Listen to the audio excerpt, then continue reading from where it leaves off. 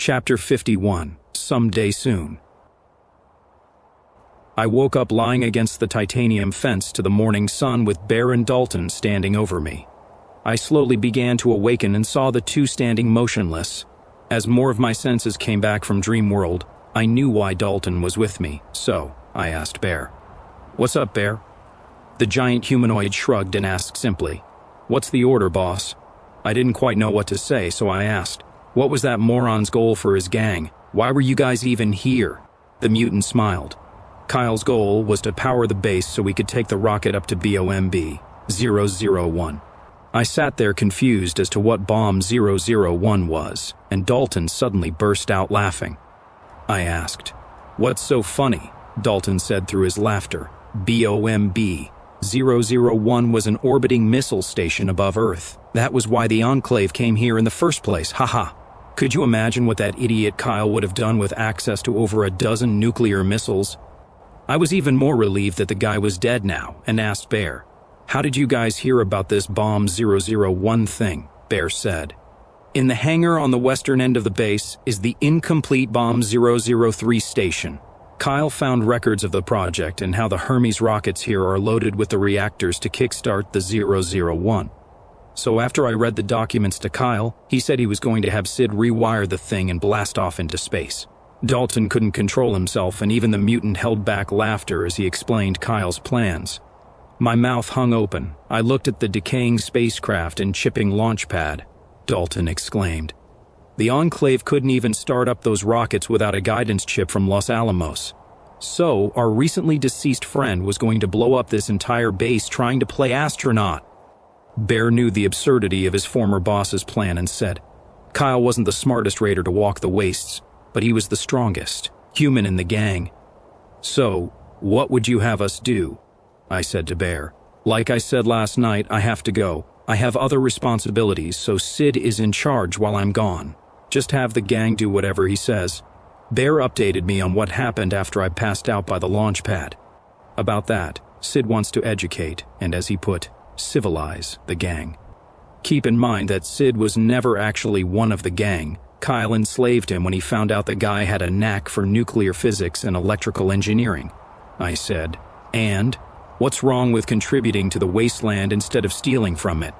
Bear didn't answer the question. Instead, he elaborated on the state of the gang.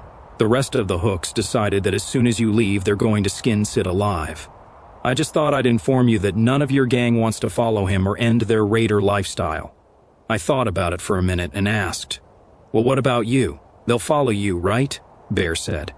"I used to serve a master a long time ago, and since serving with Kyle, I like taking orders from a boss. But yes, they will do what I say."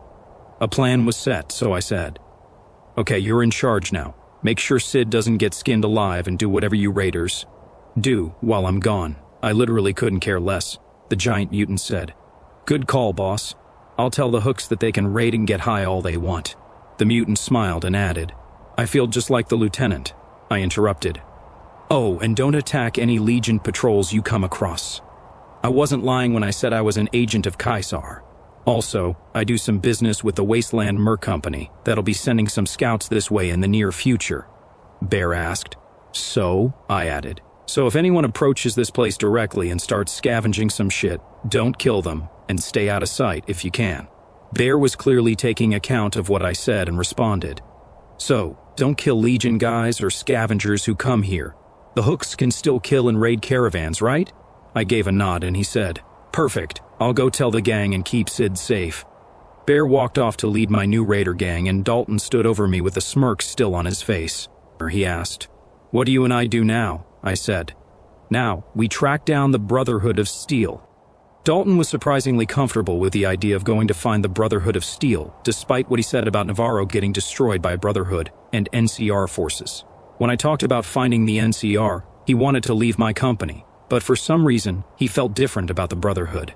I suppose not happy about the idea, but not angry either. Before leaving Bloomfield behind, we walked the grounds and took spray cans of purple paint to mark the doors of buildings for resistant scavengers. We marked the base's armory, clinic, and robotic maintenance shed, after ensuring there was some notable salvage in each of them. A lot of the base's supplies had been scavenged since the bombs fell. but the finicky security systems and launch pad turrets kept much of it preserved through legend. Bloomfield Space Center was finally all set for the other agents to loot for evacuation supplies. The last thing we saw before leaving the Old World facility was the giant hangar that housed the half-built missile satellite Bomb 003. Time and sand didn't do the thing any favors, so the giant mess of pre-war technology stayed alone in its tomb as we left into the desert. Walking the waste with Dalton was very difficult at first. After being so used to riding my Pona across the nothingness, the hours and even days of travel by foot were demoralizing. We stocked up on water and other supplies with the rusty hooks before leaving, but walking across the open desert and around mountains was pretty exhausting. I couldn't imagine what Dalton was feeling on the march. The guy wore a tight black technical suit and black plates of ballistic polymer. He complained on the hike east about how he wished he had his big fancy suit of power armor. I wondered why he would want to walk through the open sands and over mountains in a giant suit covered head to toe in heavy steel plates. He then enlightened me on how perfect a suit of power armor was for wasteland trekking. He said how the advanced power armor frame essentially did the walking for its users, which made a lot of sense. I used to think people who used those suits had to be giants, but apparently the frame supported all the protection, while the user simply operated it. Then Dalton told me the main thing he missed about his old power armor suit: it had an onboard air conditioning unit. Not knowing what an air conditioning unit was, he simply said that it made walking through the midday Arizona sun irrelevant. We hiked for nearly 3 full days when we started passing several patrols of preppers, most likely from Hallowix. At least then I knew that Phoenix wasn't too far off. Of course, the Brotherhood of Steel bunker was southeast of Flagstaff and far from the buzz of Phoenix. Heading east towards Phoenix, we started to encounter caravans coming up from Tucson. We walked with the caravans for a while, heading along the northwest rim of the valley ruins, and traded some scrap and ammunition for more water and food. The caravans moved slow, however, and I had a mission, so we eventually passed the traffic into the open post-war roads. In the middle of the desert, with the sun high above, we reached a short stretch of road leading to a rest stop. Standing in the middle of the road were 2 motionless figures watching us. We approached with caution, and the figures walked towards us. We remained cautious for a trap until they were within clear view. One was a woman, and the other was an average height but built man, but both had hoods covering half of their faces from the sun. Eventually, we were within talking distance of the people, and they remained unarmed. The duo then stopped and lowered their hoods. It was Bailey and Brutus. My face apparently grew a grin, and after meeting face to face with them, Bailey asked with a menacing tone, "Heading for the Brotherhood? Or doing another drug deal in Legion territory?" My thoughts were on edge, but my face showed stupid confusion before she added, "Just kidding, Drifter, haha." I let out a slight chuckle and said, "Very funny, good to see you two again." Brutus asked, "Who's your friend?" As I shook their hands, I gave a motion to my traveling companion and said, "This is my new buddy, Dalton. I enlisted his help after my business at Gold Canyon." Bailey asked, "Is that so? What's that E emblem on your armor?" I was about to speak for him, but Dalton answered quicker with pure lies blended with a sprinkle of truth. "Yes, ma'am. I was with the Enclave. We had an outpost near Gold Canyon, and I offered my assistance to my friend here after he helped us out with a radio problem." Bailey remained silent and studied Dalton as Brutus said, "Never heard of the Enclave. What are you guys doing near Gold Canyon?" Dalton continued, "We are the descendants of the U.S. military at Fort Huachuca, down south past Tucson some ways. We only surfaced a couple of months ago, and my drifter obtained my contract after he helped us link comms with the scavers of Gold Canyon." Bailey asked, "So, what is this contract about?" Dalton continued the lie. "I owe my service to my friend here for the next 4 years." Bailey looked skeptical, though somewhat intrigued, and said, I haven't been to Fort Huachuca in a while. Place has been a dead zone for longer than I remember. I may have to check out your Enclave next time I'm in the area." Dalton responded with, "We spent generations in the sealed underground of that base. We just started offering our services as soldiers to the folks in Tucson, and even made contact with the Desert Rangers under Sheriff Clarkson." Bailey gave him a nod and said, "Sounds interesting," seeming convinced by the mention of Sheriff Clarkson and service with Tucson. Then she trailed off and looked at me. "As for you, how's your check-ins with the locals going? I handed her the notes I'd been taking on the groups I've encountered minus my Legion business with the Atomic Stalkers. She looked over my notes and saw what all the minor factions or locations had to offer to the evacuation. She said, "Looks like you've been busy." Then she read the section about the scene at Yuma Runoff. Interesting to hear about the NCR in Arizona. I can't believe a whole garrison of them was wiped out by some unknown enemy. You think it was the Devil Dogs tribe or Legion, maybe? I shook my head. I don't know, there wasn't a single body or sign of whoever took out the NCR. It was almost like they set fire to their own buildings and committed suicide. She looked upset and frustrated as she said, "There was a rumor that they were going to send some of their men up to Phoenix and bolster the defenses. Hell, a few weeks back we started a chat with someone in their intel community about possibly escorting Phoenix into the west across the Colorado. With them out of the picture, the roads to the west are too infested with inbreds, raiders, and Legion scum to move that way." She read on about the situation at Bloomfield. "Wow, you're now the leader of the Rusty Hooks?" I gave a nod and she went on. "They've been a plague on the westbound caravans for almost 6 months now, but as long as they stay the hell out of our recovery team's way when they loot the place, that's fine. The tech and supplies from Bloomfield should be invaluable." She read all my notes up to where we stood and said, "You've done good in only a short time, although we did receive some unfortunate news from the Arizona Desert Rangers only a couple days ago." I asked. "Oh? What is it?" she said. "The Arizona Rangers are split. Half of them are heading west across the Colorado to link up with the Mojave group of Desert Rangers. This means we only have half of them to help move the train." I looked her in the eye and said, "It's okay. We will manage," Brutus said. "That's good of you to say, Drifter, but given the supplies of Gold Canyon, the tracker support, and the salvage we'll get from Bloomfield, we don't know if it will be enough. Also, do you happen to know anything about the U.S. Army giving a crate of fusion cores to Swilling? The general said that a representative of the Resistance requisitioned a crate of fusion cores for some apparent power armor suits we don't have." I shook my head and lied. "I honestly have no idea. I did secure their support for the evac site. Maybe they were talking about a rep from Phoenix? I heard that their forces repaired some old suits recently from a passing caravan, though I couldn't say for sure. I've been out and about for a while now. They both didn't even know what to say, so they shrugged it off since the U.S. Army's plight wasn't really our own in the moment." Bailey then asked me a serious question. "Have you heard the big news?" I asked. "What news?" Bailey said. "Some of our scouts came back from within Legion territory, and now we have the day of the Legion assault. August 20th is when the Legion will launch their assault on Phoenix. We have numerous reports of massive Legion troop movements from across their territory. Almost all bulk forces are currently moving south toward the valley. They'll be here in a matter of weeks to lay siege," I said. "Jesus Christ," Brutus said. "Phoenix has canceled all caravan trips going anywhere north of town, and reports from the far north say that Caesar is bringing his best units down from four corners. Caesar is focusing all his efforts on the destruction of Phoenix," I asked. "So what does this mean for us?" Bailey said. "It means that it is imperative that you move fast in securing whatever the Brotherhood of Steel has to offer, and getting back here as quickly as possible. All our spies within Legion territory are heading back to Phoenix as we speak to prepare for the onslaught. You need to move as fast as you can. The deadline is August 20th, but there's still a lot of prep work to be done in the meantime," I said. "So we are moving south for sure?" she continued. "Yes, we are escorting the refugees south into what was called Mexico and not stopping for anything. That is all." She paused and looked at me sincerely as I knew her mind was going everywhere. "We need you, brother. The trek into Legion territory won't be easy, but you need to move fast and secure whatever help you can from the Brotherhood." I nodded. "I will." She smiled at me, and Brutus said sternly but seriously, "I know you will." We parted ways, and Dalton and I moved quickly north. Bailey was wrong about the difficulty of me entering Legion territory due to my alternate affiliation, but my mind was swarmed with thoughts about the fast-approaching Legion invasion.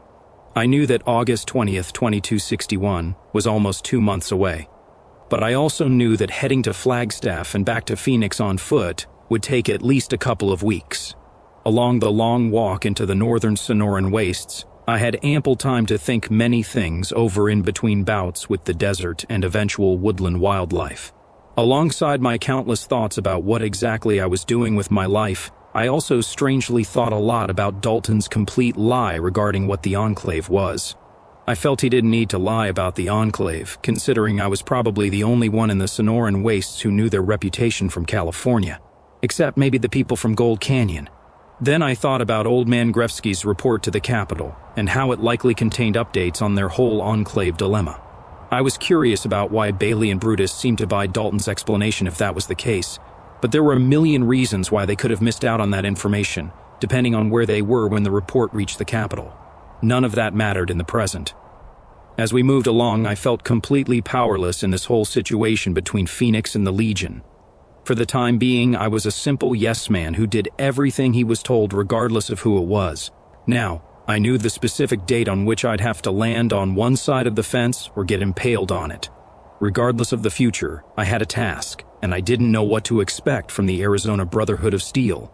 I remembered stories as a kid about the Brotherhood of Steel back in California, and part of me felt giddy to meet the heroes of so many tales. The other part of me wondered, what the hell are they doing in Arizona? Let alone Legion territory?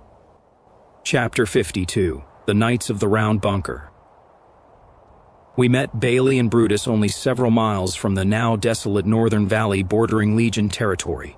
So, the walk out of the deserts and into the plains of northern Arizona was nearly lifeless. As we progressed ever onward, the desert heat slowly started to turn cooler given the climate of the changing regions. It was late June, and though the sun still beat down on us, the crisp winds made the hike a little more bearable. After multiple days of non-stop hiking over the old roads and lifeless plains north of the valley, we reached the scorched forests of northern Arizona. We entered Legion territory several days prior, but as the trees grew taller and the sands turned grayer, we encountered more soldiers clad in crimson moving south. Eventually we reached the highway I-17 going straight south to the old gas station and Phoenix beyond it. We had to keep moving north and stepped onto the Old World Highway several miles beyond Sedona. Walking down the road towards the coordinates of the BOS bunker, we encountered a Legion column. The forward observers stopped us, and I showed them the mark of Caesar that I pinned to my chest upon entering Legion territory. With that, I told them I was an agent of Caesar and they had no right to stop us. One of them ran to the centurion leading the column just down the road, told them who I was, and they continued on. I nodded at the heavily armored centurion as the long column marched down the road with eyes locked on Phoenix 100 miles away. Slaves followed behind, carrying the bulk of the equipment and getting whipped along by veteran legionaries in an ominous display of what was coming for the civilized valley. Dalton and I made camp in an abandoned industrial warehouse along the road one of those nights.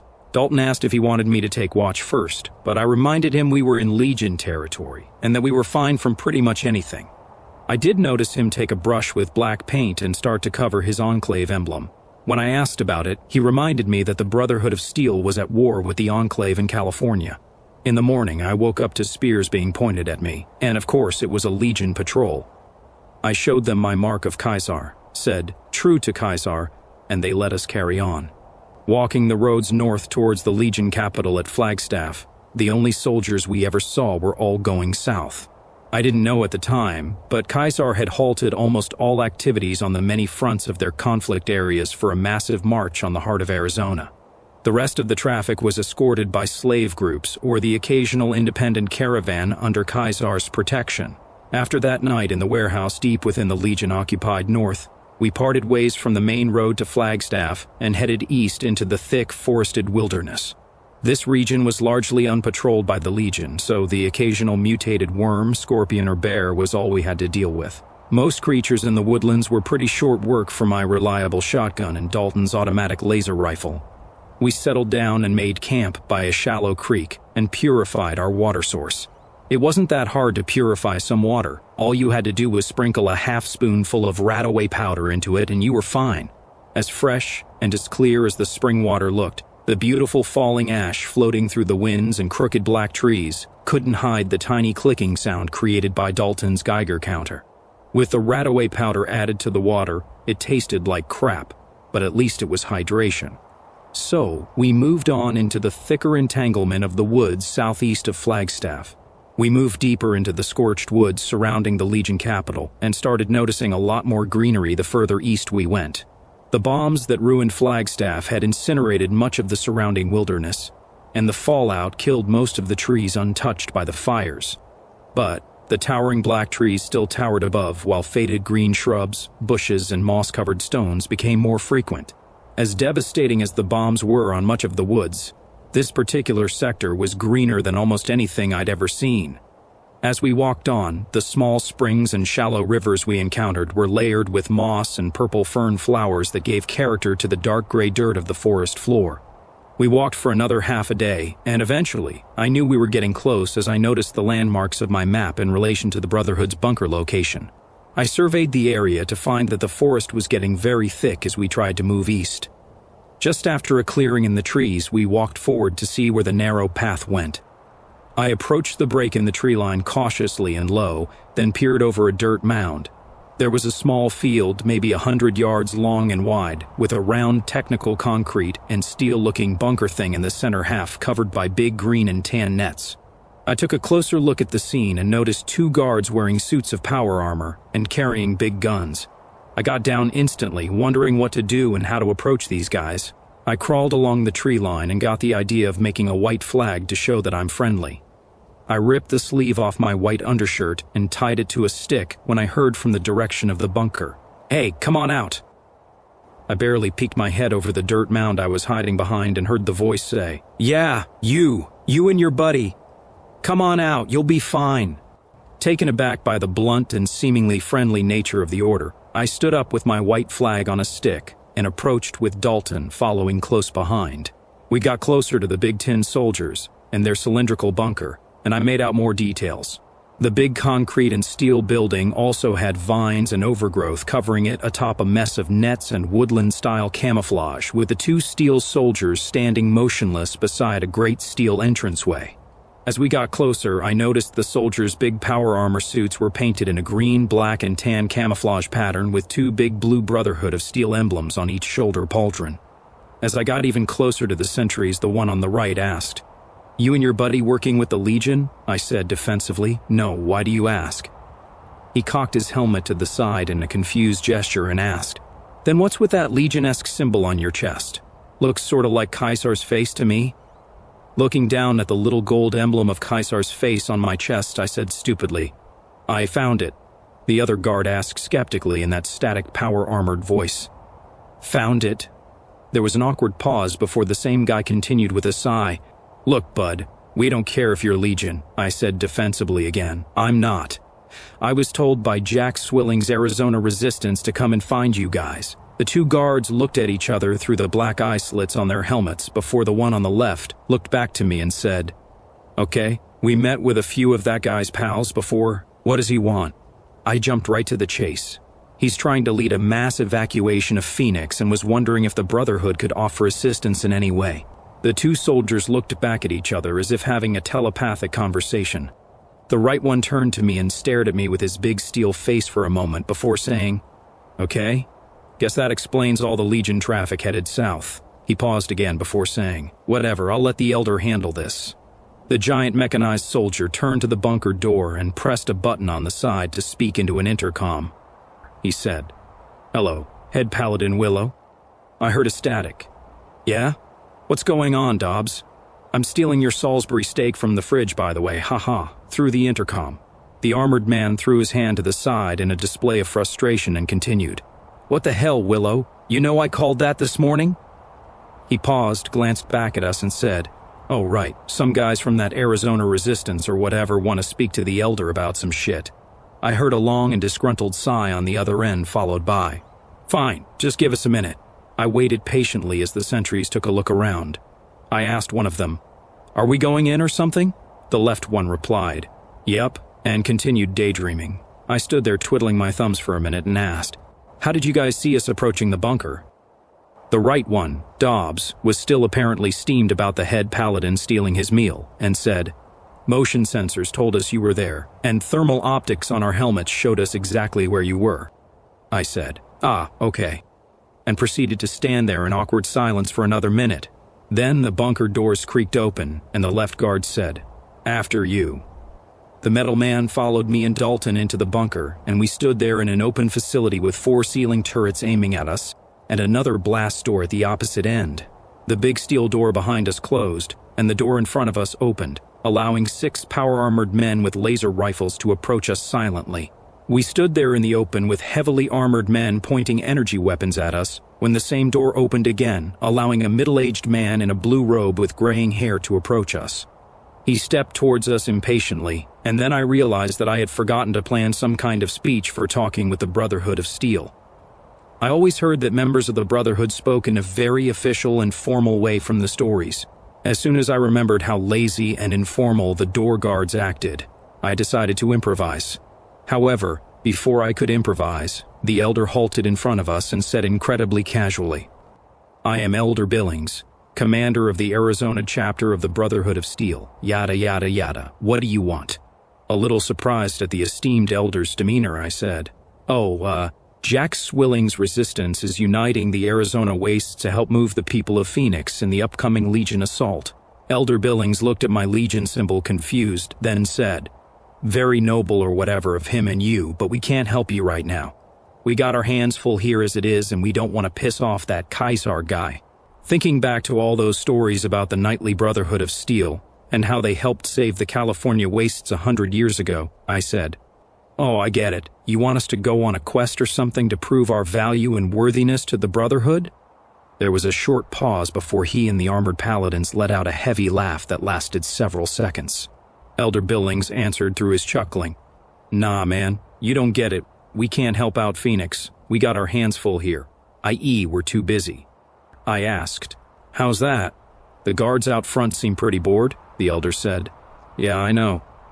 He turned to the paladin next to him and said, "Didn't head paladin Willow steal Dobbs's Salisbury steak?" The nameless armored paladin said through the static voice, "Yeah, haha. I was gonna steal it myself, but head paladin beat me to it. Haha." All the others joined in a laugh, and my patience was growing thin. So, I asked the Elder again, "How are you all so busy? Phoenix needs help." The Elder eased himself down to a chuckle and searched his mind for answers.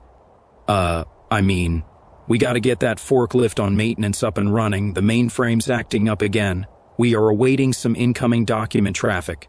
The scribes are behind on cataloging last month's document traffic. And we gotta deal with those Circle of Steel dissenters. And frankly, I don't want to lose any of my paladins or knights trying to help a bunch of refugees from a city we've never even been to." He stared at my emotionless face. The rest of the Brotherhood soldiers stopped aiming their weapons at us and started quietly chatting casually with one another. Unable to truly find the words to reason with the man, I simply said, "So, that's it then? You just got a full plate? You don't care about all those people about to be enslaved by a madman with an army?" The Elder said, "Look, you've been thinking about the Brotherhood in our nightly past or whatever. We got enough going on right now, and our brothers out west are in the middle of a war with the new California Republic. We simply can't help you, given all that's going on here." I asked, still frustrated by being mocked and disregarded. "This is crazy. How has Kaiser not wiped you guys out yet?" He let out a brief ha and said, "Kaiser isn't trying to lose his whole army by throwing his band of spear chuckers against our energy weapons and pre-war tech. I brokered a deal with Kaiser where he turns a blind eye to our movement of data from out west, and we don't decimate his patrols of tribal dirt dwellers." He paused and looked at me with a face of forced sympathy. "Look, I don't know what you were hoping to accomplish here, but we don't have the resources or the time to help these Phoenix people out. I wasn't a member of the Brotherhood, but their entire attitude since encountering them was wildly different from the stories I heard about them as a kid. So, I said it. You guys aren't like in your stories from out west." Elder Billings replied almost instantly, "Well, a lot has changed in 100 years. We are in a war out west, and the Brotherhood has taken beatings left and right. We don't even care about your enclave buddy right there. We have to fight only what is absolutely necessary." Dalton interjected. "You know I was with the enclave," Elder Billings said. "Yeah, I can see the paint you tried to cover your emblem with. Dalton's recently painted enclave symbol was starting to chip, exposing it to us," the Elder said. 200-year-old paint doesn't hold very well. You probably found it in a warehouse nearby? Oh, and let me guess. Based on your age, you grew up with a group that somehow escaped Navarro and found yourself in Bloomfield and maybe Bunker Sigma out in the Superstition Mountains? That would explain what you're doing in Arizona." Dalton wasn't even mad. The look on his face was pure astonishment. The elder continued on. "I'm guessing you dissented when your group headed east, probably towards Chicago or the East Coast? We found out a lot of info about you guys when we helped sack Navarro back in the day. I should probably warn our chapters in the Midwest or head Paladin Lyons' chapter in D.C. He stopped and asked another Paladin, "You work comms sometimes. Did Lost Hills make Lyons an elder?" The Paladin nodded. Elder Billings turned back to me and said, "Good for him. That guy was a legend in the Enclave War. Anyway, like I said, we are too busy here to really care about anyone else." I stood there silently for a minute in defeat and amazement as to how perceptive the elder was. "So," I said. "Well, that's it then?" the elder said again through forced sympathy. "I wish we could help, I actually do. Caesar's expansion can't be good for anyone, but the real question for us is, do we want to live? Or do the noble thing? One is a lot easier said than done, and me and my troops got our own shit going on." I said, "I don't know what to. Never mind."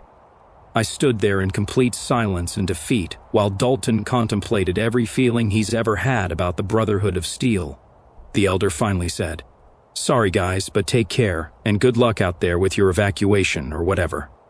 Just like that, the Brotherhood went back into the lower parts of their bunker. We were escorted back outside and given a couple bottles of water for the long road back to Phoenix. It's hard to meet your childhood heroes only to learn that they were nothing like in the stories. That was the legendary Brotherhood of Steel's contribution to Jack Swilling's war against slavery and assimilation. A couple bottles of water. Chapter 53. The Siege and What Follows. August 4th, 2261. After a couple of weeks on the slow walk back to the valley, we reached the Phoenix Gate in the midst of chaos. Residents from the ranches and shanty towns dotting the northern territory outside the Phoenix Wall fled to the gates as the Legion dug itself in only a mile outside the wall. Maneuvering around the Legion encampment was a challenge. Although I would have been fine in the hands of the Legion, all eyes from the Resistance, Army of Glory, and Phoenix Guard were on the northern encampment. Seeing me stroll through the siege line unhindered would not look good when approaching the gates and asking for entry. The city was in a panic.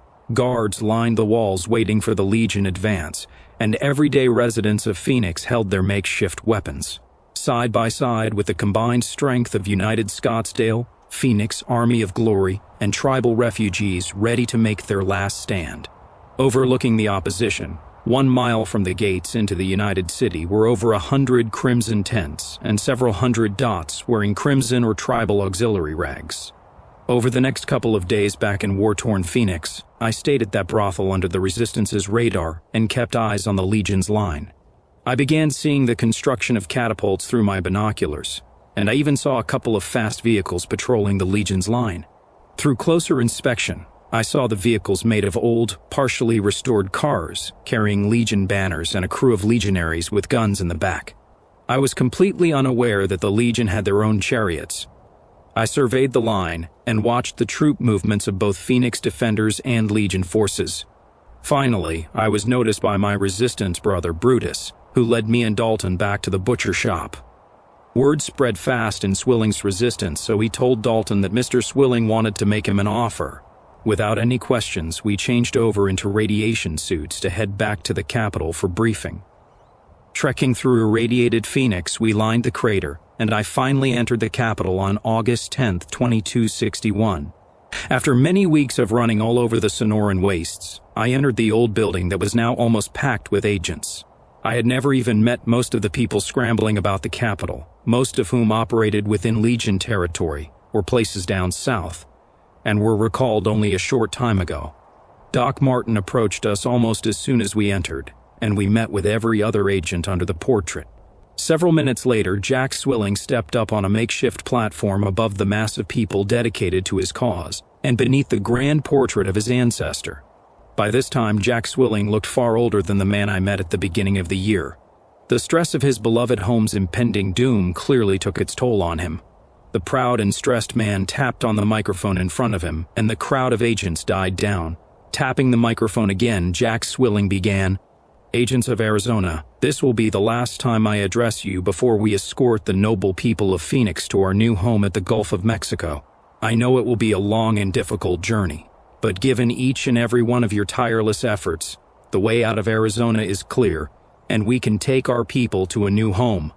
Phoenix will fall in 10 days, and we can't stop it. We simply can't. But given the fight at the Phoenix Wall, and because of the impending chaos, those proud warriors of Phoenix, Scottsdale, and the Army of Glory have offered to self-sacrifice so that the people of our desert oasis can have a future. Most of you know the evacuation route and have fought so bravely for Arizona these past years. All I ask is that you fight just a little more so that our people's legacy doesn't burn with the city we have all called home. Our mission to escape the Legion's shadow is all the more proof of what Phoenix truly is. Phoenix is not a place. Phoenix is the idea that mankind can survive and even prosper against the forces of Mother Nature, or even man himself. Mr. Swilling left the stage, and everyone was silent. There were no cheers or claps for the speech, just quiet contemplation about the future of Phoenix. The crowd then began to disperse, and I noticed that Dalton was no longer behind me. I was approached by Doc Martin and Bailey, who promptly took me to my old quarters on the right wing. They asked about the Brotherhood, and I had to give them the bad news. I only told them that they were trying to put out their own fires and couldn't afford to help us. Their faces turned pale white, and it appeared that they recognized the helplessness of that last prospect. The Brotherhood's resources and tech would have been invaluable to the evacuation and even defense of Phoenix itself. They eventually parted ways from me to go to their prospective assignments within the capital, as everyone was packing up for the approaching evacuation. I walked the halls of the capital to see agents burning files and mission documents and preparing their weapons for the heavy fight to come. I was approached by Dalton in the left wing while I sat in a pew within the ground-level courtroom. We were alone, but the echo of agents going about their business carried through the halls as Dalton said with a smirk on his face, "Guess who's now an agent of the glorious Firebird Resistance and dedicated follower of Jack Swilling's legacy?" I subtly laughed. "They made you an agent, huh?" He took a seat next to me in the pew and reclined back with his arm propped up as he said, "Yeah, they had me recite some kind of oath to that Jack Swilling guy and told me I was to stick with you as my sponsor." He noticed my expression and looked concerned before adding, "What you thinking about?" I looked at the tattered old world flag still hanging on the wall and responded, "I don't know. This is all just so stressful." He cheerily asked as if he had the world on a string, "What's so stressful? In 10 days, we're going to dump this band of losers and side with the winners." My face slowly turned and looked at the young Enclave deserter. I knew he admired the Legion from the start, given his awful upbringing, but I was honestly shocked that he couldn't seem to understand the fact that I had empathy for people in the wastes. So I almost wanted to shout but managed to hold it back, and calmly said to Dalton, "I know it's really easy for you to simply disregard human life given your upbringing and indoctrinated view towards the wasteland, but it isn't that simple for me." He gave a semi-understanding nod and replied, "Yeah, I don't know what it's like to grow up in the hostile wastes, and I know these people took you in under their righteous code. Believe me, I just heard the whole spiel 10 minutes ago. But let me ask you something." I glanced back at the guy who sat upright before I asked, "What is it?" Dalton asked more curiously than I would have believed given the question. "What is so good about being a martyr?" The way he asked that question made it seem like he was genuinely curious. It was as if he'd never been able to find an answer to that question after years of contemplation from every angle. I replied with, "Excuse me?" He elaborated on the question. "What is so good about dying for a cause if literally nothing changes?" Again, his voice made it appear like he craved the answer to that question. So, I asked again in a different way. "What do you mean?" Dalton went on to explain his reasoning, in an effort to better clarify what he was trying to say. Mr. Swilling said it himself. Phoenix is going to fall. I'm just saying, I don't see the point in dying for a cause that won't change anything. I looked at him and he continued again. When you're dead, that is it. There's no more changing anything when you are dead and gone. If you really want to make a change, then you simply have to join an imperfect winner, and maybe steer that winner in a direction better for everyone. That is, if you know what is actually right. I still wasn't sure where he was going as I tried to make sense of his logic and said, "Go on." He laughed at my curiosity about his thought process. Ha! I don't claim to be any kind of philosopher, but a single man with the purest ideas doesn't mean anything if he can't get anyone to back him up. Would you take the side of a single man possessing supposedly perfect ideals when he is facing down an imperfect and unending horde like the world we live in? Like I said, that man's ideas don't mean shit if he can't back up any of it, or if everyone else is on a different train. A perfect man in an utterly imperfect world is going to lose one way or another. It's the same reason the world died 200 years ago. Too many ideas of who's perfect were floating around until it erupted and nearly ended humanity. He took a long pause and I remained silently watching him. Then he went on.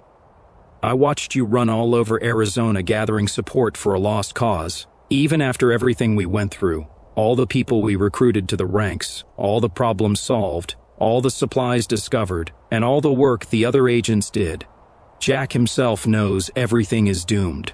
I'd say you can see it on the man's face if he didn't specifically say so himself. He knows that regardless of how much prep work we and his guys did, and all the trained and lethal agents he has that treat his words like gospel, in 10 days, he has to execute his plan of escorting several thousand junkies, tribals, farmers, and socialites across hundreds of miles of hostile wasteland to a place he only saw on a map. A place that may or may not be even worse than the Sonoran wastes. Jack knows his cause is fruitless, but at least he's ready to die for it, which is somewhat admirable, I suppose. Meanwhile, who's that bombarding Phoenix as we speak? Simple questions to look at are, do you want to be a part of the world that is about to unfold? Do you want to die in delusions of what it could have been? Or do you want to risk it all to escort the downtrodden into the dangerous unknown? I didn't respond. With that, he got up and went around to meet his fellow agents, knowing all the while he was more than ready to betray them for a master he never met. Maybe anyone reading this knows whose side I'm on, but at the time, I still simply didn't know. After everything I had been through, the time was fast approaching when I would have to choose which world I was going to be a part of. Chapter 54, What She Stands For. That night, I went up to the roof of the Capitol to think and look out over the ruins. The Phoenix ruins were black even in the moonlight, and the glow of the United City lights echoed with the distant sound of merciless siege. I sat there in the dead of night just thinking about what would happen and how I got to this place, feeling the cool nighttime breeze. I briefly thought about my initial plans of running from the world again. In the panic of the Capitol and the chaos around Phoenix, I could easily slip out in the night back to a life of isolation in my old shack. The Resistance would despise me for deserting, but would likely leave me alone given the retreat. The Legion, however, was going to take Phoenix, and my failure to report in would get me assassinated within the month. My fatalist thoughts were interrupted when I suddenly heard rustling behind me. I whipped my head around to see Bailey walking towards me from the rooftop entrance.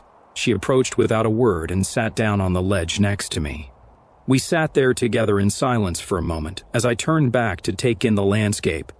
Bailey sat there looking over the ruins beside me for a long while before finally saying, "It seems you've done a lot since I found your body in the desert east of Agua Caliente."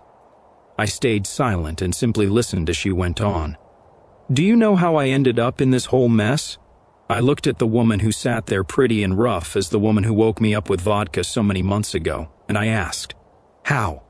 Looking off at the downtown crater, she said, "I grew up in the vault near Tucson. The vault opened up many years before I was born, but many residents down south still called it home, despite many settling the surrounding area. I was too sheltered growing up as a kid and didn't know how the world worked. My parents forbade me from going topside no matter what, but when I turned 15, I abandoned them. I was just a rebellious teen who was naive about the dangers above ground. Armed only with a bright blue suit and a switchblade knife, I went topside to see the wastes I only heard stories about." She paused for a minute, looked at me sincerely, and continued, "I don't know where you're from, Drifter, or how you ended up here in this desert hell, but there really isn't much good out there anywhere. I had to learn that the hard way." She stopped herself again as her voice grew weaker, with clearly terrible memories. "I was heading into the desert with a caravan to a tribal town north of Tucson. It was the first time I was seeing the world. You've heard the story 1,000 other times out here, but we came under fire by a prepper group that killed everyone I was traveling with, and they took me prisoner.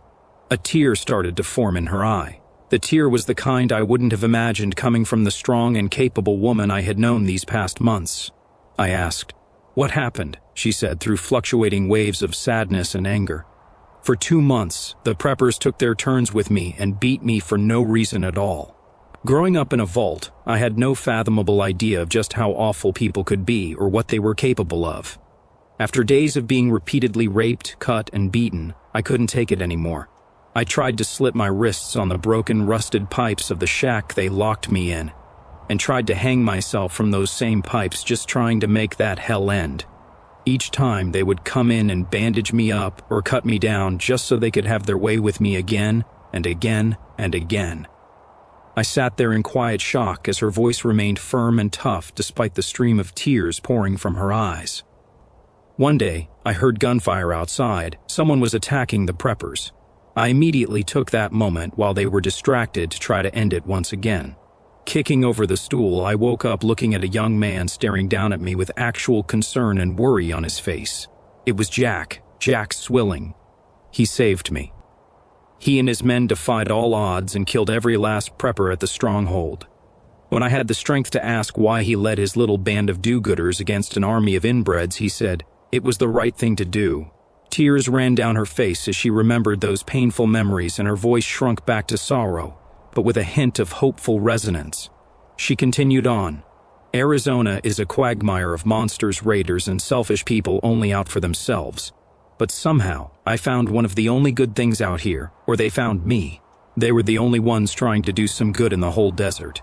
Sure, there were settlement guards or mercenaries, but nobody was actively trying to help the everyday person simply survive or actively battle the unfavorable odds. The Town Watch and even the Phoenix Guard stand for law and order, but only for their tiny towns or the lands around the civilized valley. They all forget that there are miles and miles of wide-open desert where nobody stands in evil's way. And the Desert Rangers had been on the decline for years, largely abandoning their work in the Sonoran Desert." I looked at her, taking in each word she said and the way she said it as she went on. "They took me back to their headquarters, which at the time was still in the Phoenix city limits, and taught me how to never become a victim again. When I look at the streets of Phoenix, many people see simple squatters or junkies, but I see victims of a wasteland that has beaten them down over and over again. It's important, Drifter, and I hope you know that what you've done for us is important too. These people need to be given a chance to live, and living as a slave or soldier in a madman's army isn't living at all." I fought to find something to say for several silent minutes after she was done. Finally, I was honest. "I don't even know what to say, Bailey." She gave a slight smile and wiped the tears from her face as she collected herself.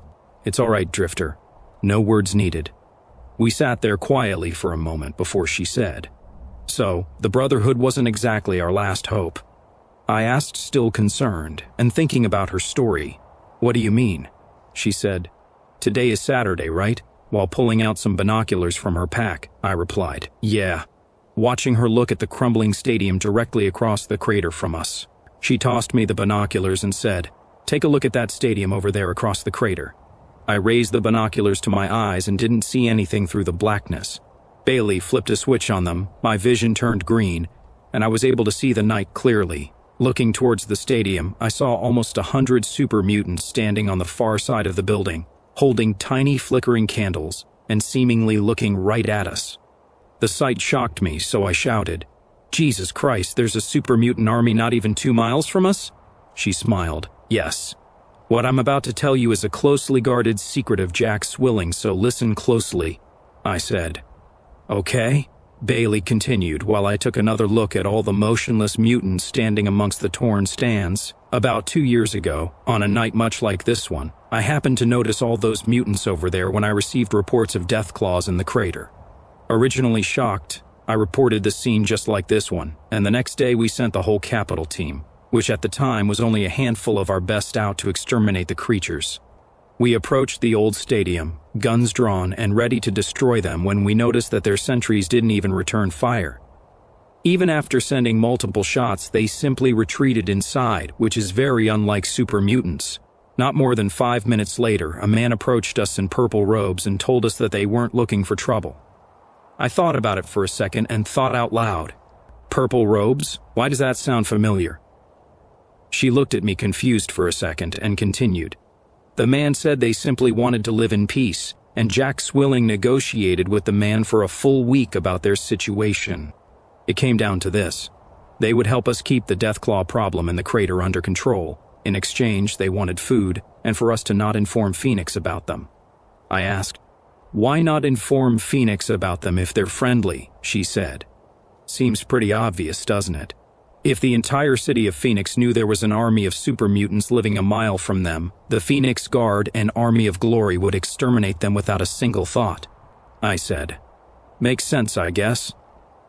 Bailey grew a look of hope and cracked a smile at me before saying, "Well, Mr. Swilling has been holding this as a contingency plan, but he wants to ask for their assistance in the upcoming battle and to help escort the refugees. Just think about it, the evacuation train being escorted by an army of heavily armed super mutants. The Legion wouldn't dare to even try to stop us." I asked, "So, how does this involve me?" She said, "We want you to convince them to help us." I asked simply, "Why would the super mutants even want to help us?" She looked me in the eyes and said, "You've seen the Legion. I think you know that they ain't the most tolerant of people in this desert. As soon as we get out of Phoenix, do you really think the Legion will just let them carry on? No, this battle, this exodus, is for everyone in the civilized valley, even the non-hostile mutated." I asked, "Okay, but why me?" Her face turned to longing and somewhat innocent expression before she smiled again and said to me, "We believe in you. I believe in you. That's why." She paused and we looked at each other for a while before she abruptly added, "Consider this your last mission before the evacuation." The way she said that, her smile and that long pause made it so I couldn't help but smile back and ask, "What are my orders?" As she got up to head back inside, she said, "They've been holding those candlelight vigils every night this month. Tomorrow night, I want you to approach their leader and tell him our situation." A foreign thought crept into my head despite the circumstances that made me blurt out, "What about my buddy Dalton? Can he come with?" She turned back around to face me. "Oh right, I almost forgot. We looked into the enclave near Fort Huachuca and there is no sign or trace of them from any of our allies down south. Apparently, there are even rumors that they were a fascist military organization from out in California. I want you to give him orders to prove himself to our cause since you're a sponsor." I asked her, "How do I do that?" What she said made me completely freeze on the inside. "I want you to order him to infiltrate Scottsdale and execute Chief Ambassador Marcus De Niro." My thoughts raced, but my face remained steady as she continued. "We have reason to believe that Scottsdale's ambassador is working with the Legion to plan something during their assault. We just aren't sure of what, but the time to sit and find out for sure has already passed," I said, very determined but paralyzed on the inside. "I'm sure it would be his pleasure," and she walked away. More and more thoughts raced around my head about what to do. They knew that something was up with Mr. De Niro, and it was likely only days before they figured out my actual relation to the guy. Suddenly it hit me, this was the perfect opportunity for Dalton to escape to the Legion's safety, and for me to separate from the guy. I still had yet to solidify which side of the fence I was truly on, given my tight lips about everything I'd done. For all the Legion knew, I was still gathering intel on the Resistance and looking for the right opportunity to escape. Everyone still trusted me on both sides. Dalton, on the other hand, was a different story. It was going to very easily come out that Dalton wasn't working in Swilling's best interest, so I decided to knock out two birds with one stone. Now was my opportunity to get Dalton to safety and alleviate his pressure on me to join the Legion. I was going to be able to make my decision with a clear mind. The only issue facing me at the moment was when or what that ultimate deciding moment is going to be. I headed back to my old room on the right wing to find Dalton passed out on a bedroll next to my bed. None of the other agents like Sykes or Brutus were around at the moment, so I took action. I was going to wake Dalton up for the chat, but I didn't know who might be listening through a door or down the hall. At the desk in the corner of the room, I wrote down a message for him by the candlelight. "Dalton, I have been given one last mission to infiltrate the stadium across the crater. The Resistance knows about your lie regarding the Enclave, and they ordered me to have you assassinate Mr. De Niro. I know you remember where the Bridgeton Towers in Scottsdale are, and I want you to seek shelter at his penthouse. If any Scottsdale guard confronts you, just tell them you need to join the man in the garden. Stay there and wait for me. I will be there in a day or two to tie up loose ends. Good luck."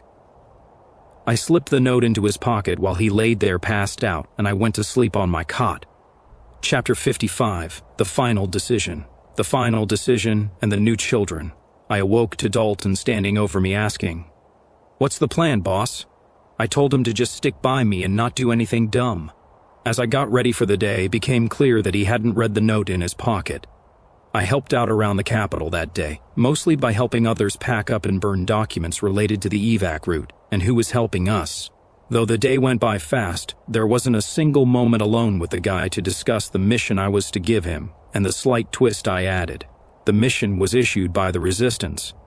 But I worried Dalton's attitude towards going back to Mark's penthouse might give him away. Although, Dalton seemed a bit more cunning than he typically had others believe. It was throughout this final packing up of the Capitol that I really studied the attitudes of the Resistance members. I already saw Dalton shadowing me with an expressionless face and not doing anything out of the ordinary. All the other agents who'd been destroying documents full of our activities had eyes of pure determination, even as they bid Jack Swilling a see you on the other side before departing to Phoenix for their individual tasks. Bailey and Doc Martin remained the exact same way, purely focused on the upcoming plan. Brutus was slightly different in that the muscular former mercenary departed the Capitol in a radiation suit carrying his machine gun and seemingly dead focused on destroying anyone Jack Swilling called an enemy. As I watched the people and saw their thoughts during that last day in the Capitol, I wondered how I looked in the others' eyes. I was relatively quiet and always had been even before this moment, but I highly doubted anyone knew the decision that was on my mind. I considered how I looked until I saw the quiet member of Doc Martin's team sitting alone in the courtroom seats directly where Dalton and I had our chat the night before. From one of the side rooms I saw Sykes sitting alone in the grand courtroom. I considered approaching Sykes, but then I saw his face. He sat there staring straight ahead with his eyes cold and face stone, probably not even noticing me observing him with his 1,000-yard stare. I recalled the man's history and what this whole situation probably felt like for him. I knew that he'd been in the Resistance for about 2 years after the Legion absorbed his tribe. I'm sure he was thinking about the Legion's siege of Phoenix and likely having flashbacks to what he saw and what I saw at Havasu. I saw him abruptly pull out a notepad and write something down, and then he looked up and turned his face straight at me. I casually pretended I was busy, but noticed his face hadn't changed one bit. I walked back down the hall and pitied the poor man for seeing the same organization that killed his tribe knocking on Phoenix's door. It was eventually Sykes's turn to leave the Capitol and take his spot in the city. As he chatted with Doc Martin, Bailey, and Jack Swilling, he was putting on his radiation suit. I swear, just before he put on the bulbous helmet, he gave me a sinister wolf-like smile. I wondered what he had just told the others, or why he smiled at me, but he was gone before I knew it, and I wasn't treated any differently by the remaining agents.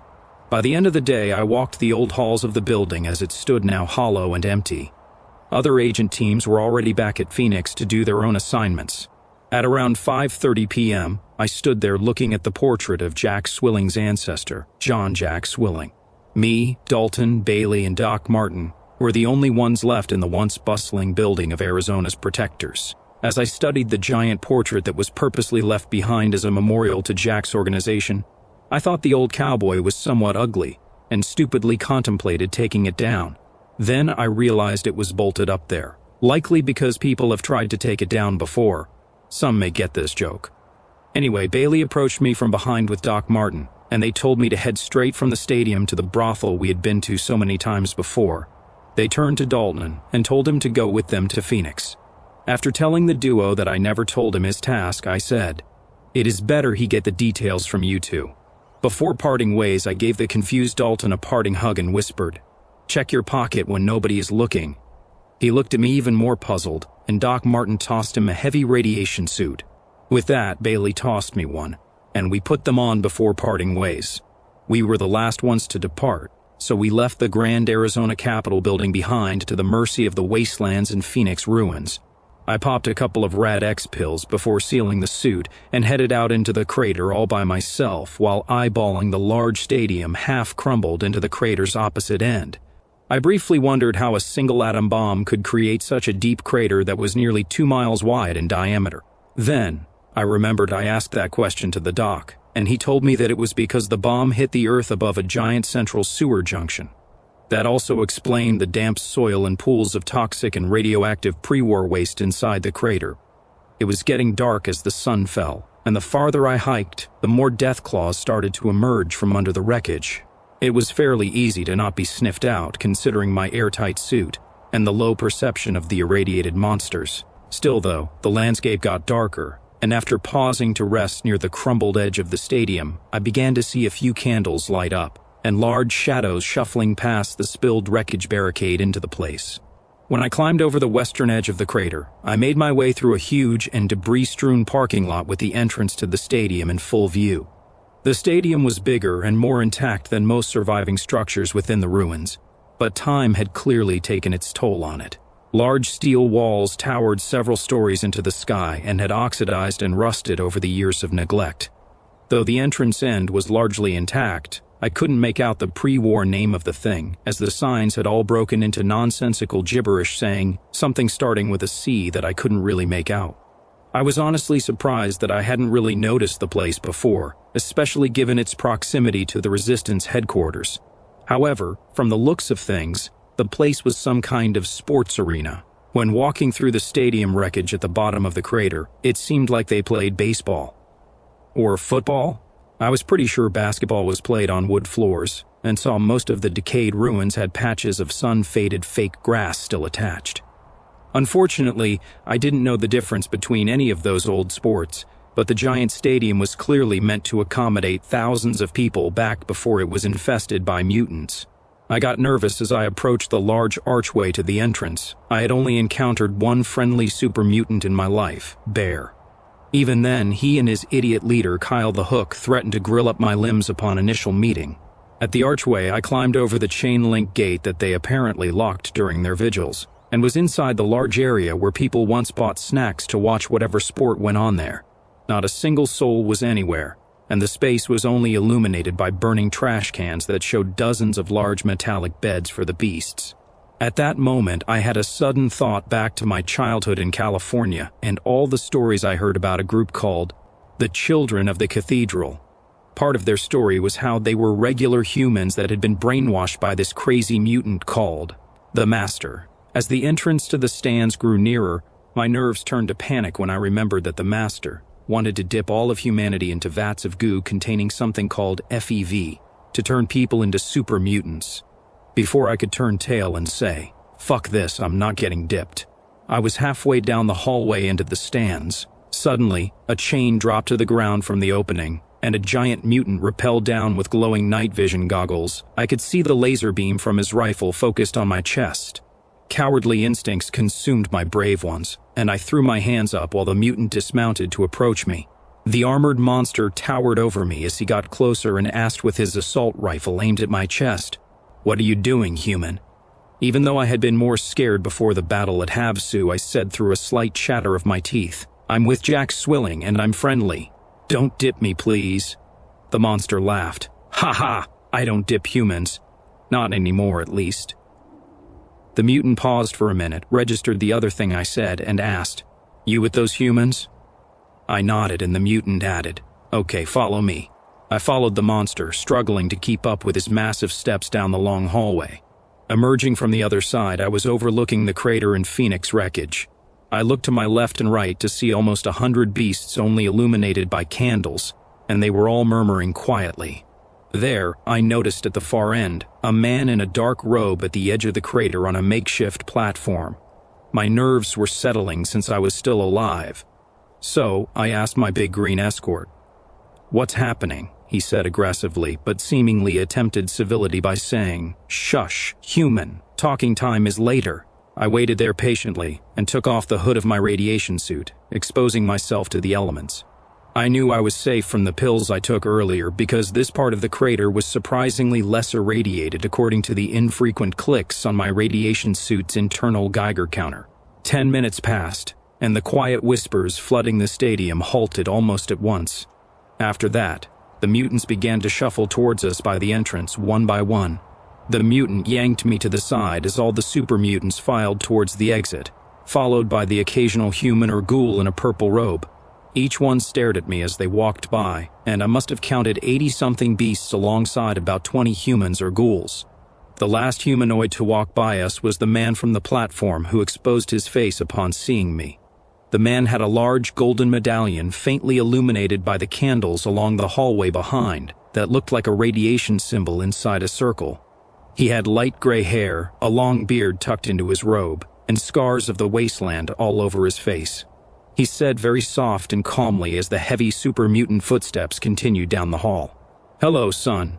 What can I do for you?" Still nervous about what to expect from these mysterious mutants and people, I said. "I'm here by order of Mr. Swilling from across the crater." The old man gave an oddly comforting smile and said, Good. Follow me, son. It is nice to meet you." I followed the man, and I was in turn followed by the mutant who had lowered his rifle. Passing through the open sleeping quarters in the concession area, all the mutants watched me quietly until we stepped onto a makeshift lift at the far end. The man held out his hand, and I grabbed it awkwardly as two other mutants tugged on the pulley system to raise us up. The rickety elevator went higher and higher until we reached a large room with big shattered windows overlooking the crater and Capitol beyond it. I thought back to the stories and saw long red banners with yellow and black radiation symbols in the center all along the walls. Then, I saw a large purplish super mutant standing motionless in the corner with the word dog carved into his chest. Turning my attention back to the strangely calm old man, the guy pulled up a chair and sat across from me on a rolling office chair in the center of the room. As he gestured, I silently took a seat. His eyes scanned me up and down for a moment as his face remained completely peaceful. Then he asked in that soft and soothing tone, "What can I do for you, son?" I looked around and thought back to the stories from California before asking, "You guys are the children of the cathedral, right?" A look of sorrow or concern appeared on his face as the strange priest man asked. "How do you know that name?" I answered honestly. "I grew up out in California and everyone out there has heard of the children of the cathedral. Y'all wore purple robes, worked hand in hand with super mutants, and tried to take over the world." His look of sorrow grew even more so, and he said, "That was a long time ago, son. People out here in the Sonoran Wastes don't know our dark past or even our existence, really. I thought maybe we could reinvent ourselves out here." Though I was calmed by the man's tone and general appearance, I said skeptically, "I'm willing to keep an open mind. Who exactly are you?" He said with the same hint of sorrow and almost reluctantly, "My name is Morpheus." I immediately recalled the stories again and interrupted by blurting out, "Wait, like, the Morpheus?" He calmly said, "No, he is long dead, died 100 years ago almost to the day. No, I am a descendant of the one all the stories speak of. I took up the name in an effort to reinvent it and give new life to the children of the cathedral." He paused for a second and told me with a half smile, "You are looking at the new children of the stadium, unofficially." I asked curiously but struggling to find the exact words. "Wow, so what is it you all, do, you know? If not try to take over the world?" He smirked. "We recognize that the Master created wonderful and powerful beings. Even though the Master was righteously destroyed in the year 2161, there are still many of his following remnants all over the wastes. So, it has become my goal to find the beautiful souls he created and rehabilitate them with real unity in mind. Unity with the people of the wastes. The Master and my forefather wanted to create one race to inhabit the world, but that wasn't real unity. Unity is about peaceful coexistence, even if it is with people who disagree with you or aren't as perfect as the Master's creations." I asked, "Then why don't you inform the people of the wastes about your existence? Show the people you don't mean any harm?" He leaned back. "The world is not ready for that yet. No matter where we go, these miraculous beings are shot on sight. So, I send out missionaries into the wastes to bring back more of the Master's creations and show them the way to peacefully coexist with people." I asked, "Has it been successful?" He smiled. "For our group here? Yes," I interrupted out of curiosity. "My friends in the Resistance said that you all have been holding vigils every night this month. Why is that?" He said, 100 years ago on this month of 2161, the Master was destroyed, and his creations were scattered. I said. So, you are holding these vigils to remember the Master? Still surprisingly calm and sympathetic to my ignorance, Morpheus went on. Not exactly. We hold the vigils in remembrance of everyone he wrongfully affected with his grand, though imperfect scheme of unity. As you probably know, the Master's death scattered his grand army, and most of his creations still see humanity as an enemy without any kind of direction. Lost super mutants constantly war with humanity, simply because those were the last orders given to them. Though the Master's creations are superb physical beings immune to illness, radiation, and human fragility, many lack the mental free will or even emotional stability that we simple humans take for granted. Because of this, they are no longer guided by the authoritative direction that the Master once provided for them, and are now locked in a perpetual and self-destructive war with any who aren't one of them. I wish to change that. Intrigued, I said. Go on. Morpheus gave me another smile as he adjusted in his chair and continued. The typical super mutant needs guidance. They need a master, a voice, or a force to tell them what to do. Many are completely lost and alone in the wasteland, and only know what they were bred for. War. To these beings here, I am their new master, but not in a bad way. I am their voice towards reason, coexistence, and peace with humanity. So, we pray every Saturday or every night this month in remembrance of the Master's failures to his own creations, as well as those humans who still die today due to the unfortunate ignorance of his beings. I said, That is very noble of you. It's good you recognize your predecessors' mistakes and try to correct their lasting ones in the present, he said softly. Yes, I'm glad you see it that way, even knowing of our dark history. Some beings are more independent, but many of the Master's elite and less stable soldiers only function at all if a Master tells them precisely what to do. Pointing at the giant purplish mutant in the corner, Morpheus continued. Dog or God over there has two personalities from prolonged exposure to pre-war military instruments. One personality is completely subservient to an authority figure, and one is almost completely independent. The poor soul has different triggers and tends to switch between the two personalities almost at random, but I try to tell him exactly what to do to keep him on the right path, but I digress.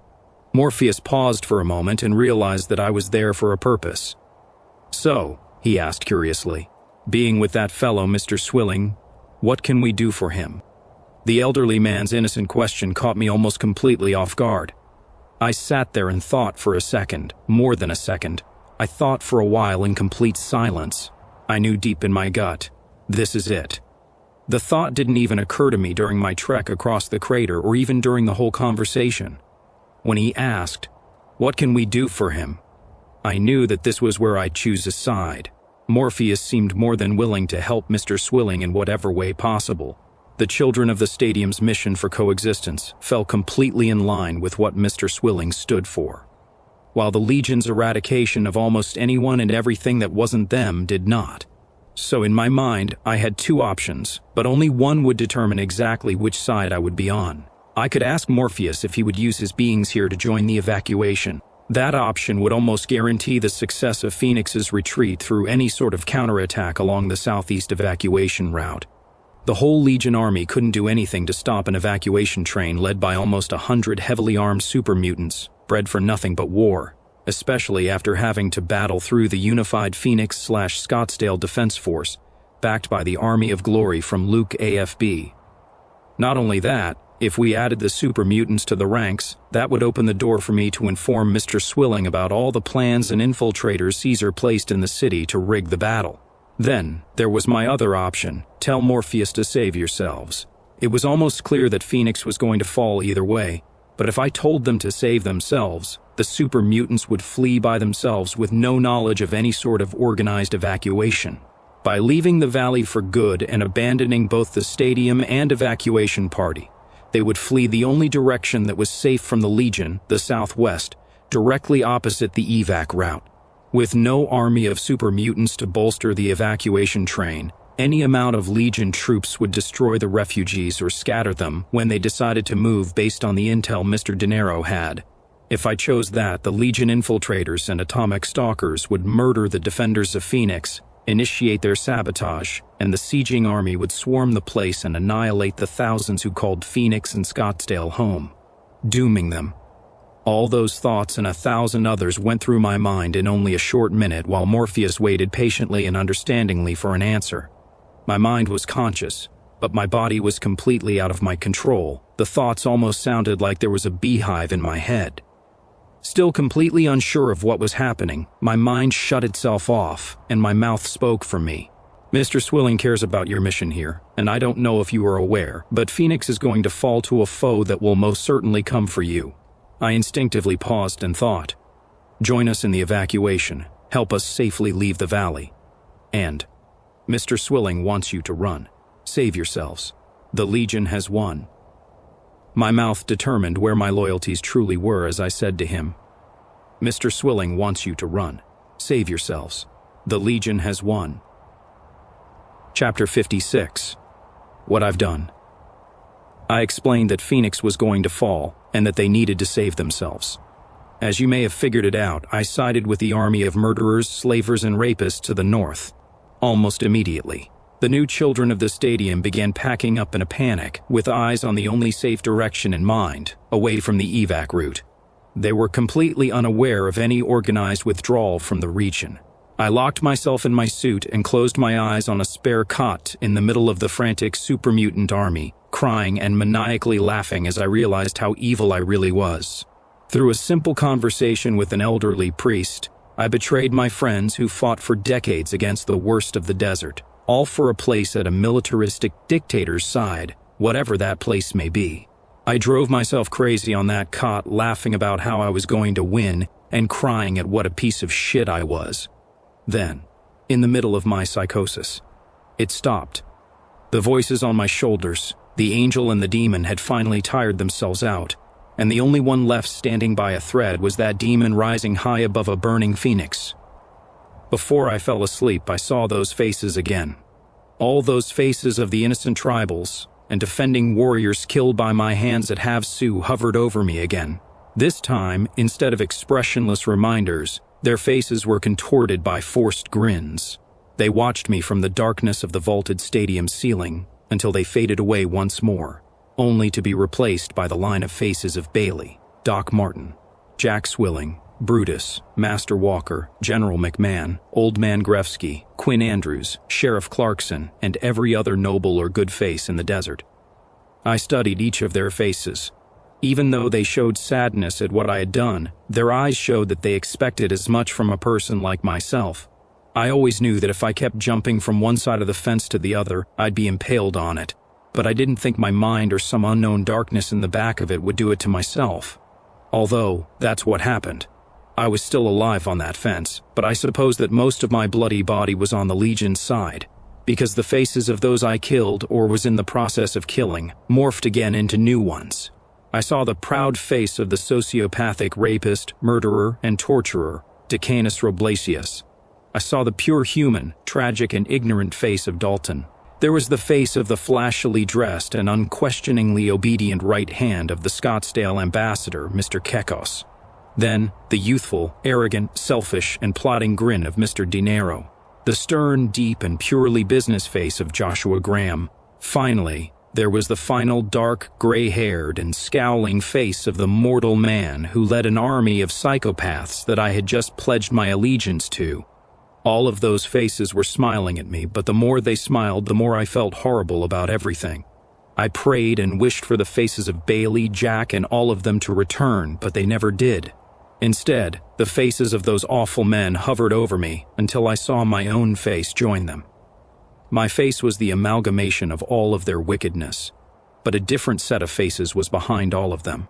Everyone who had ever tried to cheat, hang, rob, stab, or shoot me joined my darkened visage alongside the lifeless faces of Ma, Pa, Bill, and little Abilene. I was the embodiment of everything awful in this world, and everything awful that had ever happened to me. I had officially turned my back on everything good, everything that ever tried to change this horrible world, and instead joined it. Chapter 57. Kaisar's Lapdogs. The next morning came.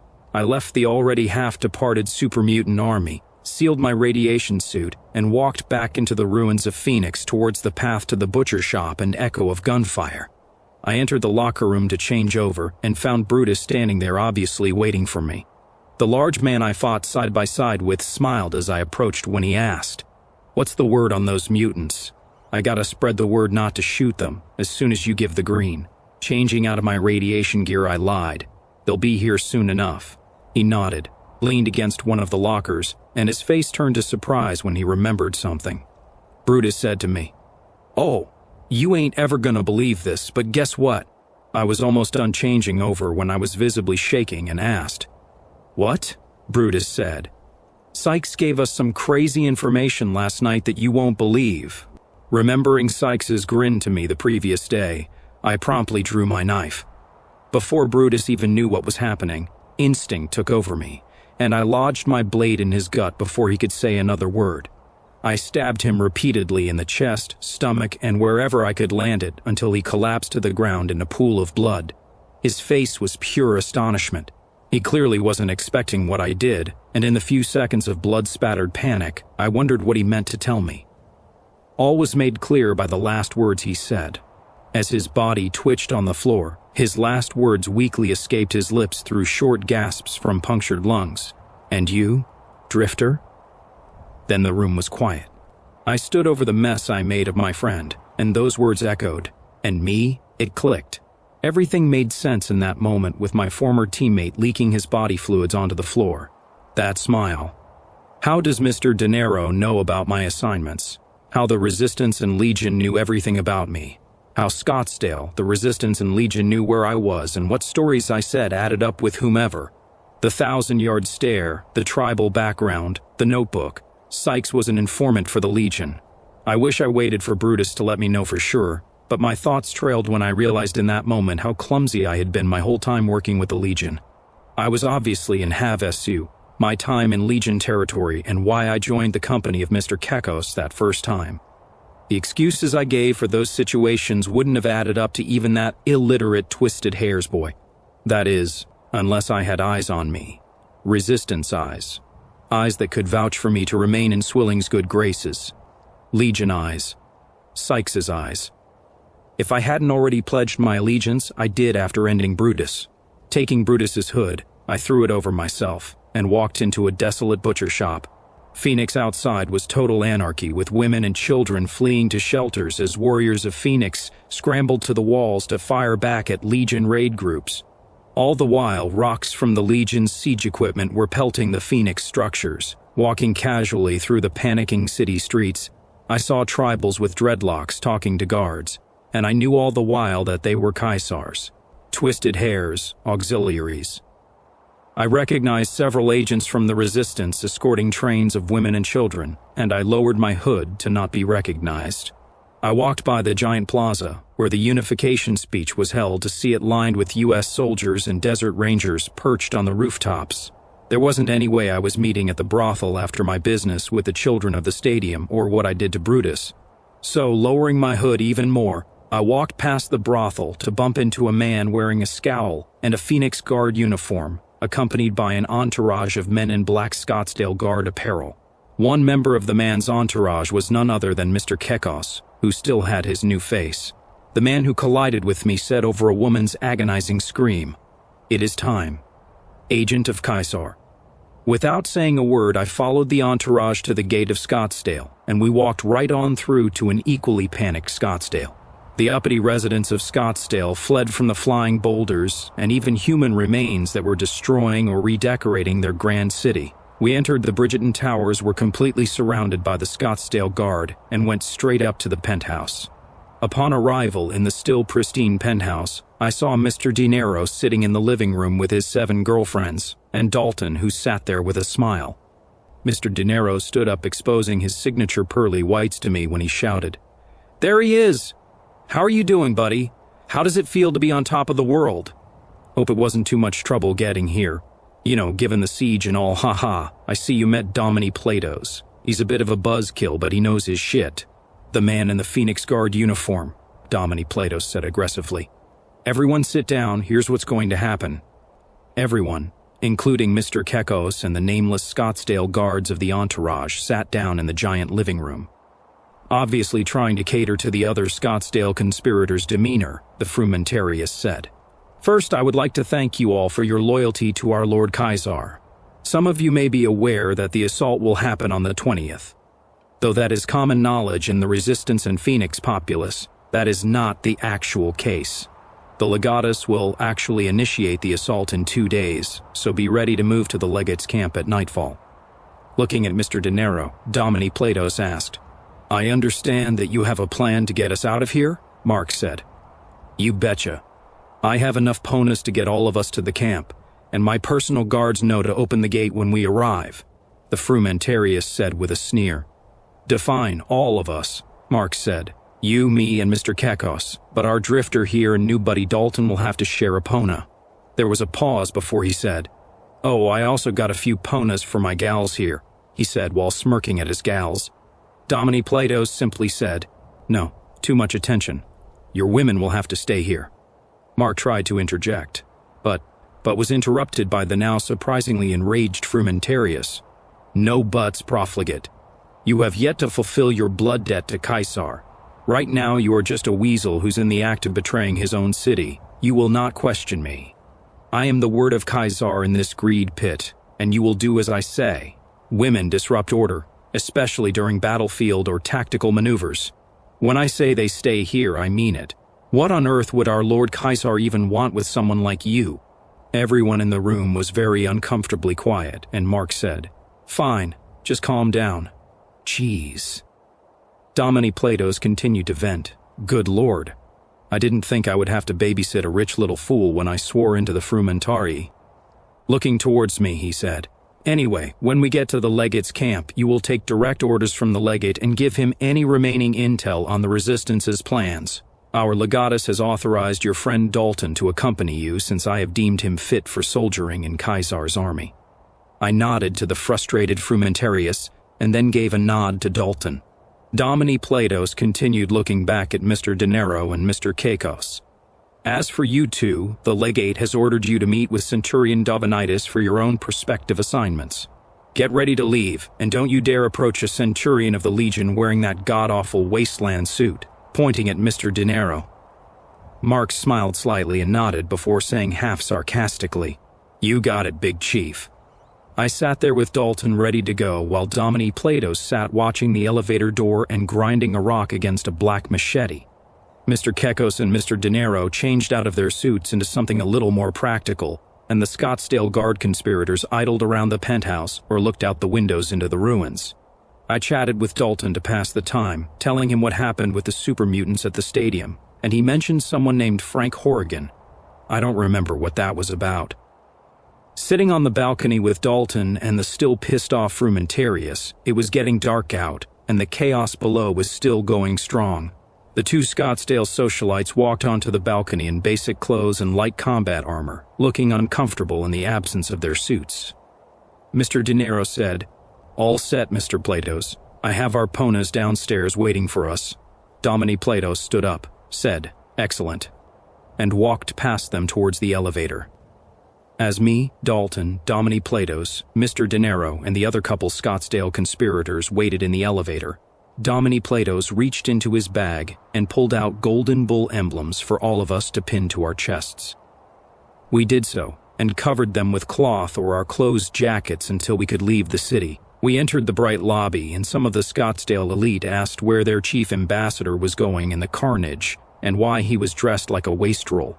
Completely ignoring them, we exited into the chaos of besieged Scottsdale and mounted our respective ponas, while some of the guard conspirators went off to their individual legion assignments.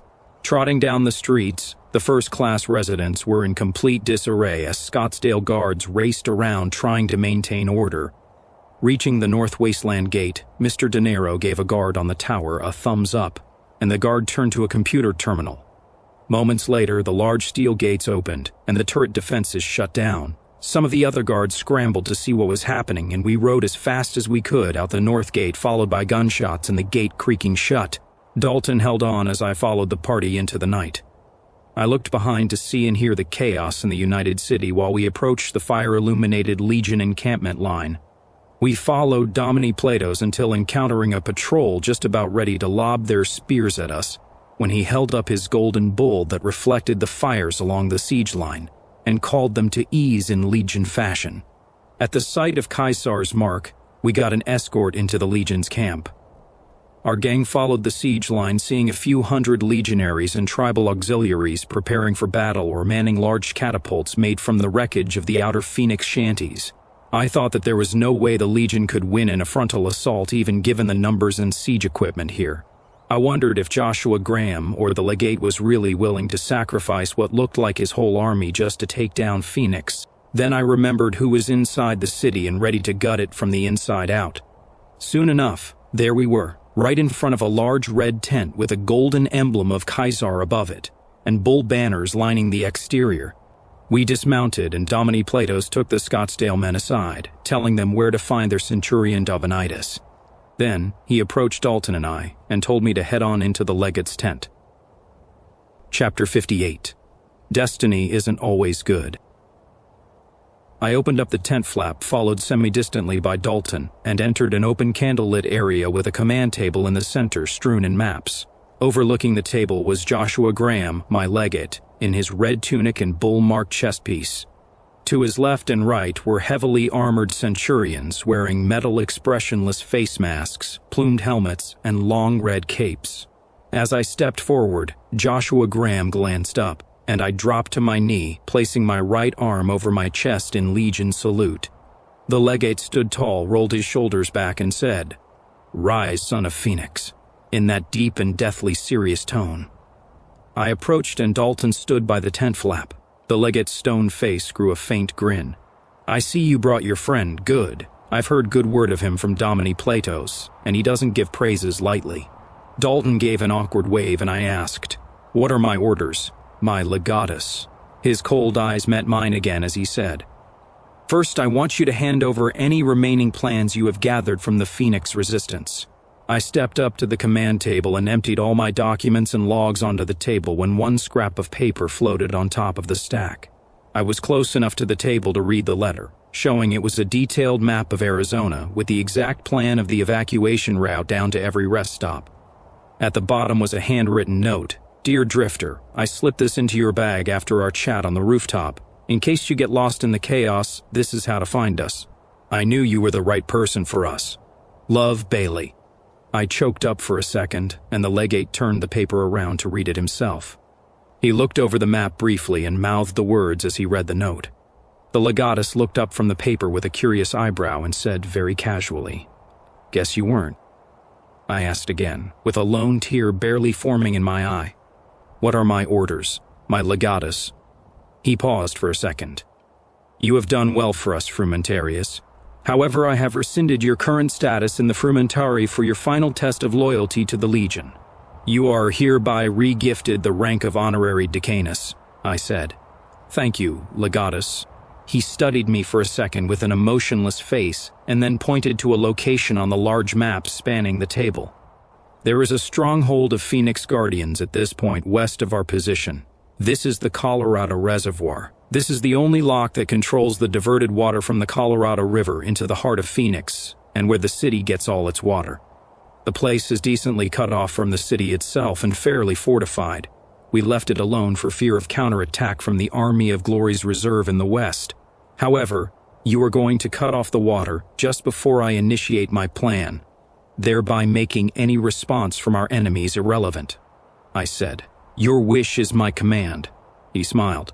"Excellent. I have authorized you to take control of 2 Contuberniae and some tribal auxiliaries for this task, as well as your friend there."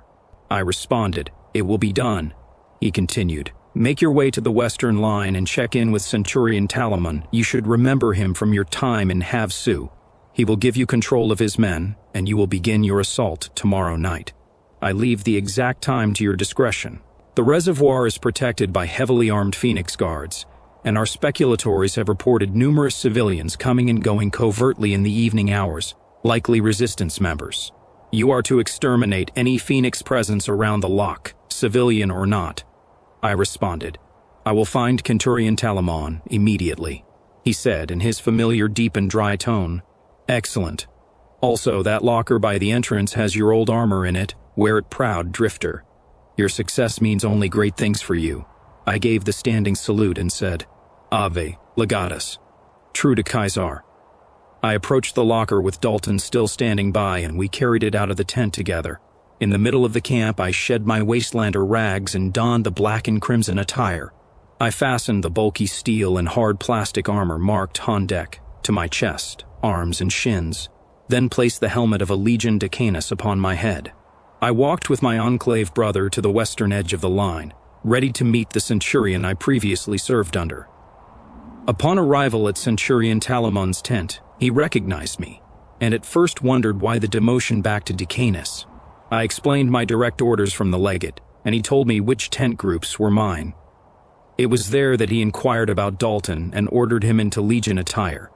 Dalton made his way to a Legion blacksmith who gave him a set of prime legionary armor and apparel and marked it with gold paint, on leg, for honorary legionary. He looked like a completely different person in his new apparel while carrying his old Enclave combat suit in his arms. He sat down at a campfire next to me, studying his new blackened machete. He looked strangely happy and appeared to be deeply satisfied with everything that had happened to him since his arrival at the siege line. Hearing the crackle of gunfire and looking out at the illuminated wall of that doomed city, the two of us remained silent. The silence suddenly ended when I saw a slim white man in Legion battle dress sit across from me. I wondered at first if it was that psychopath, Reblasius, but the soldier's face was obscured by the smoke of the campfire. The man shuffled around to recline on the log next to us, but my eyes remained on the fire. Suddenly, I saw the man turn his head to me out of the corner of my eye and ask in an inquisitive tone, "Don't you recognize me, Drifter?" The voice didn't register with me, so I turned to study the legionary. The man looked like a stranger, but there was something vaguely familiar in his facial structure. Then I saw those near glowing eyes and a sinister smile. It hit me.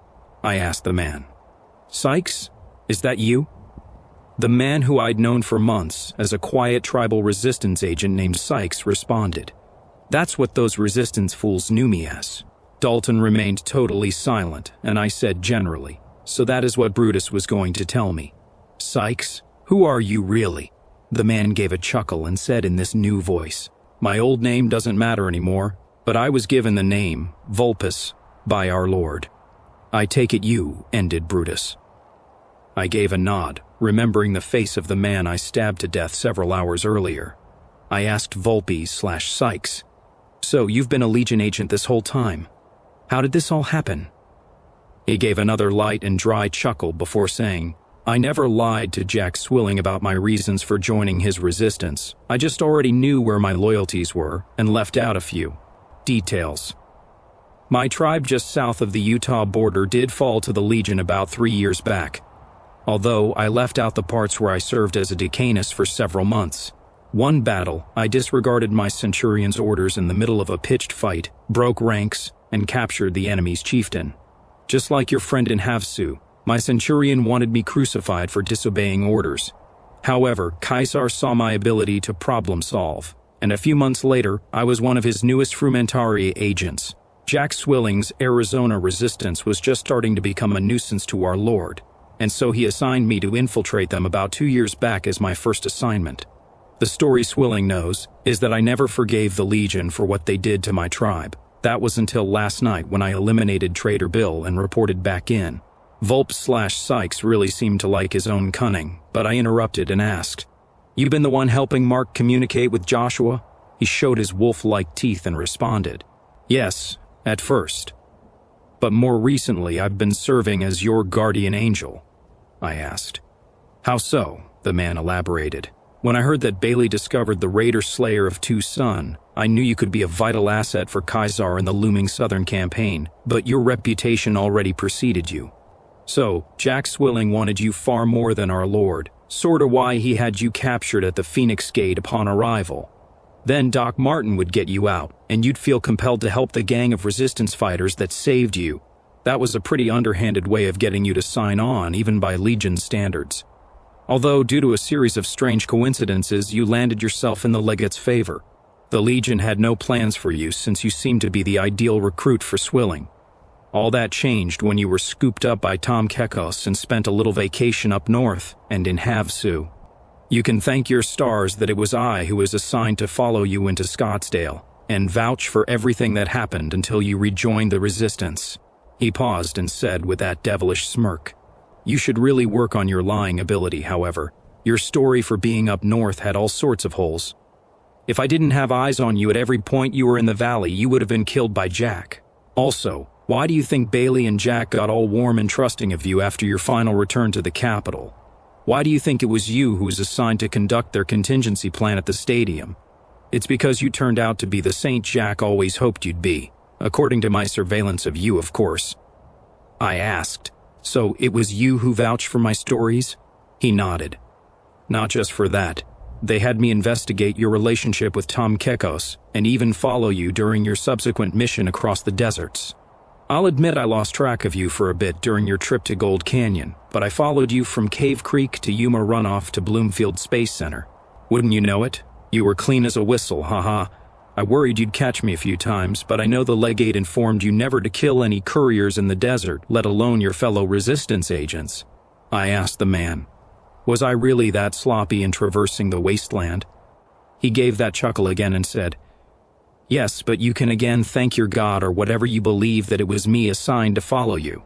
I know the reason our legate wanted to enlist you, and it wasn't just because you saved him. You really do leave your mark wherever you go. I know because I watched you do it all over the wasteland. Caesar may not want you anymore as a frumentarius, but the Legion does recognize your other talents and habit of creating waves." I interrupted by asking, "Then what does Caesar want from me after the battle?" Volpe said. "You did bring in valuable intel from the Resistance, intel I couldn't acquire when I was tasked to follow you. However, your current assignment from the legate should be a good indicator for the future you have in the Legion." I remained silent, thinking about my task of assaulting the Colorado Reservoir. I wasn't any kind of strategic person or anything like that. I wondered what was in store for me when I recalled that Volpes knew about the legate being hanged. Hell, he was even there for the mission. I asked Volpes, "Did you know about the legate getting hanged at Hallowix?" He said simply, "At the time, no. I was too busy rescuing Master Walker, but when I saw you carrying the body of my legatus on the way back to Phoenix, I knew there was some of the bull's blood in you whether you knew it or not. It turns out I was right." I had one more real question for my stalker. "How did you know I would sabotage the plan with the children of the stadium?" Volpes said plainly, "I didn't." His simple answer puzzled me, but he studied me for a moment before continuing. "I was honestly fairly concerned that you put two and two together. I knew Dalton here had met Mr. De Niro and knew his lies to Bailey. Although I felt confident that he could have influenced your thinking across the wasteland, I am familiar with your good heart. Concerned that you would return to Phoenix with a super mutant army behind you, and ready to hand over every detail about the Legion's infiltration to Jack, I figured my time was limited before they connected me to Mr. De Niro, or you'd come clean about other matters." I asked, "What other matters are you referring to?" He concluded, "I thought you'd come clean about your relations with Mr. Kekos, your time up north, your time in Cave Creek, and admit to your involvement in Havasu. Putting it simply, if you did that, it'd be abundantly clear that Sykes was lying about everything you actually did. So, while you were dealing with the stadium, I made a quick diversion and killed Trader Bill in order to make my escape. Not that his death was very important, he and his team were only really in charge of water and food procurement for the evac. Is there anything else, Drifter?" I had a lot to process, so I just looked into the fire and responded, "No, that's it." This was it. My future and my past were laid out plain as day. I was destined for the Legion almost from the very start, and had the Legion's watchful eye on me ever since I joined Swilling's Resistance. I still don't know what made me abandon the Resistance plan with the children of the stadium, but that was my own unpressured decision. Dalton, Mr. De Niro, Caesar, and Joshua Graham seemed to see the Legion in me, but the Resistance members and everyone good I came across didn't. Even Volpes/Sykes saw me for who I was, knowing everything I did, but concluded that my heart's loyalties were still up in the air till that final decision. I suppose thinking about what made me do what I did is pointless considering the present. I was 100% Legion, whether my conscience wanted to be or not. Just like Mr. De Niro said in the beginning, Like it or not, intentional or not, I was Joshua's messenger. I asked the other resistance traitor one last idle thing. Where are you headed, now that Phoenix will be gone soon? Volpe stood up from the fire and said, Now, I'm headed to the Twisted Hares tribe. You already met them, but they'd only been auxiliaries for us under conditions that we kill some of their enemies. Now that the North is ours, and now that Phoenix is falling, I have been tasked to promise them a formal alliance with the Legion. We need better scouts in our army, and the Arizona campaign has just begun. He stopped and gave me that sinister grin one last time before saying, Good luck with your assignment, Drifter. You have great things in store for you in the coming days. Just like that, everything made sense. Dalton was still quiet, and the man who'd served Jack Swilling for 2 years under the guise of a tribal with a grudge against the Legion left into the camp. I was still Legion, but there were still those who thought better of me, and a united city full of people ready to die or flee to a new home. Chapter 59, Erasing History. In the morning, I walked the grounds of the camp, then mustered all my legionaries and tribal auxiliaries. It seemed odd to me, but I was in charge of Dalton as a decanus. Through our weeks of travel, I had told Dalton what to do for survival or necessity, but never had to order the guy what to do. However, the former Enclave soldier fell right into formation next to the other Prime legionaries as the sun began setting, ready to follow me anywhere. I checked and rechecked my men and their equipment, then saw to the slaves we were leaving behind. I had 3 women slaves and 2 boys no older than 13. I pondered why they weren't in soldier camp, but then thought I still had a lot to learn about this new organization I swore into. Nightfall soon fell upon us as the chaos towards Phoenix only seemed to intensify. I formed up my legionaries once more as the final glimmer of sunlight fell behind the mountains and marched into the night for the self-proclaimed son of Mars. Caesar. I felt the cool August breeze even through my face covering and was thankful that I wasn't leading this march in the daytime. I led the way through the ruined suburbs of Outer Phoenix, following my map with 28 servants of Caesar and my buddy Dalton behind me. The moon was full, lighting the way and reflecting its light off the sands. After almost an hour and a half of carefully marching west, I spotted it. We were close to the canal because I could smell the murky water through my bandana and saw the facility. The place was a large concrete structure situated across the canal, surrounded by wrecked houses and brick structures toppled by the wastes. There wasn't even a wall around the place, but as we got closer, I began to notice guards patrolling and facing our direction. Getting low, my men darted between buildings under the cover of night, and we spread our line between 2 hollow pre-war homes. My legionaries with guns perched in the windows along with Dalton, while I formed up my tribals and recruits in the lawns to rush them. I told my prime legionaries to take good aim and be ready for my signal. I stood there with the recruits, somewhat nervous, and hoping that my first raid plan would work. I shouted into the still night air, "Fire!" The sounds of gunfire rocked the night, and I charged forward with my tribals and recruits.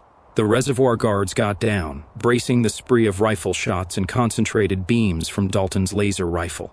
Running over the wreckage of the old world and straight through the fortifications, we began cutting them to pieces. The pavement surrounding the complex was painted in blood as my primes joined us in carving the Phoenix defenders to ribbons. None of the Phoenix Guard conscripts had any chance in close-range combat against the primes, tribals, and even recruits. It was complete chaos around the facility, and I soon found myself drenched in blood that glimmered in the moonlight. The screams of suffering echoed in the breeze alongside the roar of the prime's gunfire and shattering of bone. I don't know how long the carnage went on, but the dust settled, and there we were, standing amongst the corpses of Phoenix defenders who were likely junkies only a few months earlier. All was quiet when some of my recruits dragged 2 struggling people out of the reservoir control building. Fate, Mars, God, or something wanted me to finally tie the loose ends, because of course, the 2 survivors were none other than Bailey and Doc Martin. The 2 people who got me involved with the resistance were pulled from the building, beaten, bruised, and completely covered in the blood of other agents and Phoenix guards. The recruit legionaries telepathically knew what to do and threw the 2 of them to the ground before me. They lay there on the ground having exhausted nearly all of their fight before they were propped up on their knees and bound with shackles. I stood over them while they heaved large breaths and stared at the ground, unwilling to make eye or goggle contact with the Legion commander. With a face still covered by a bandana, goggles, and helmet, I asked the two almost reflexively, "What are you two doing here? Shouldn't you be at the evacuation site?" They both immediately looked slowly up at me, and Doc Martin shouted, "What the fuck? It's you? You piece of shit!" I took off my helmet and face covering as they struggled with their restraints from the kneeling position. My recruits hit them a few times to subdue them, and I said, "I really wish it didn't have to be this way, I actually do." The doc spit on my boots and Bailey shouted, "We took you in. We trusted you. Now you betrayed us?"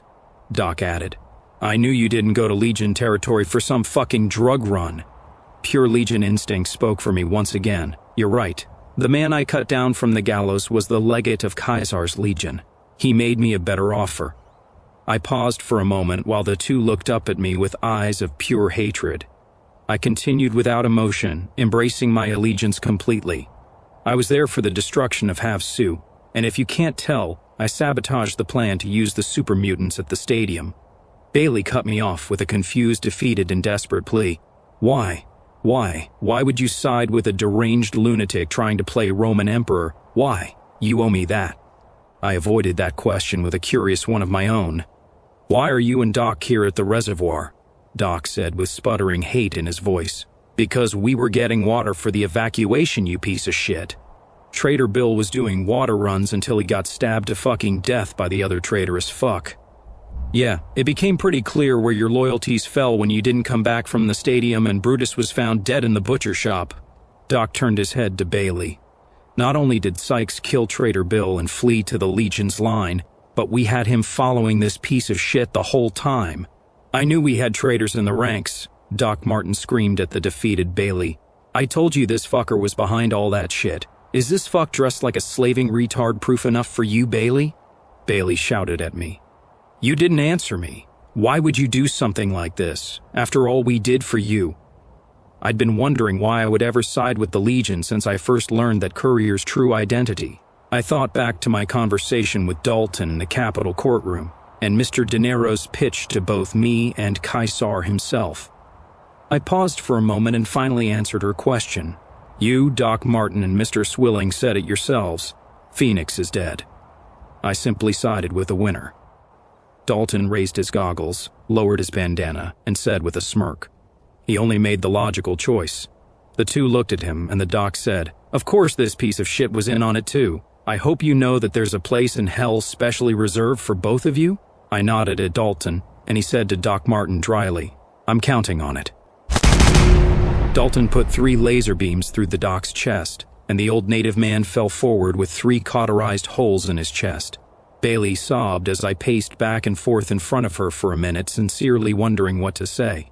It became clear through all the little interactions I had with her over 2261 that she had some sort of non-business related feelings towards me. Hell, that conversation on the rooftop was very sincere, and that final note seemed like a clear hint at something. More? So, I said, You know, Bailey, I did like you.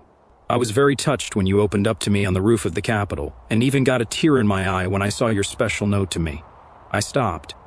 Bailey hung her head low, almost as low as the corpse of Doc Martin. Her hair hung over her normally very pretty face, and a trickle of blood dotted the pavement below between her winded sobs. Looking at the pathetic figure before me, I grew a feeling of empathy and said, I'm going to do something unorthodox right now, and offer you a place within the Legion. I should be very highly regarded in the Legion after Phoenix falls, and can ensure that you are treated well if that interests you. I knew in the back of my mind that my offer wouldn't appeal in even the slightest to someone with a heart as pure as hers, because her quiet sobs came to a sudden stop at the last word of my statement. Bailey looked up at me with a face covered in dirt, blood, bruises, and tears. She calmly said what I was expecting with a voice of soul-piercing hate. If you unbind me, I will kill you. I said from the bottom of my now empty heart in a tone devoid of all life. That's really unfortunate. And with a sorrowful heart, I gave Dalton the nod. I killed everyone who'd ever really known my old sense of justice and morality. Bailey, the woman who saved me from the desert between Phoenix and Agua Caliente, was gone. Doc Martin, the man who got me out of jail and brought me into an organization that stood for the innocent, was killed. If I hadn't at the stadium while stabbing Brutus, riding from Scottsdale, kneeling before the legate, or when leading the assault on the reservoir, in that moment I had become fully Legion. I discarded all that wasn't useful to the Lord Caesar, including my own empathy. I told my units to patrol the area while I had Dalton use his more technical expertise to close up the reservoir, completely halting the flow of water to Phoenix. I stood upon the roof of the control building and pushed over the corpse of a guard who'd been sitting in a lawn chair when my sharpshooters first fired. I sat back and looked out at Phoenix, still hearing the distant popping of gunshots from the continuing siege. Dalton stood idly next to me and rested against the barricade, taking in the same view as me. Just as the sun's glow was starting to show over the mountains of the Eastern Valley, Dalton said, "You know you just made history, right?" I simply told him, "No, I ended it." Epilogue: The Fall of Phoenix. The civilized valley rocked as the power of Phoenix shut off, and the Phoenix walls crumbled from internal explosions placed by the atomic stalkers. Tribal infiltrators and atomic stalkers slaughtered the U.S. Army and Phoenix Guard, while Mr. De Niro's personal Scottsdale guards killed the rest and pacified the Scottsdale residents. Members of the Frumentaria within the city assassinated the Desert Rangers and resistance agents around the evacuation site. There was even an unrelated Phoenix Guard officer who killed his own men in the chaos trying to appease Caesar as he realized the city was crumbling around him.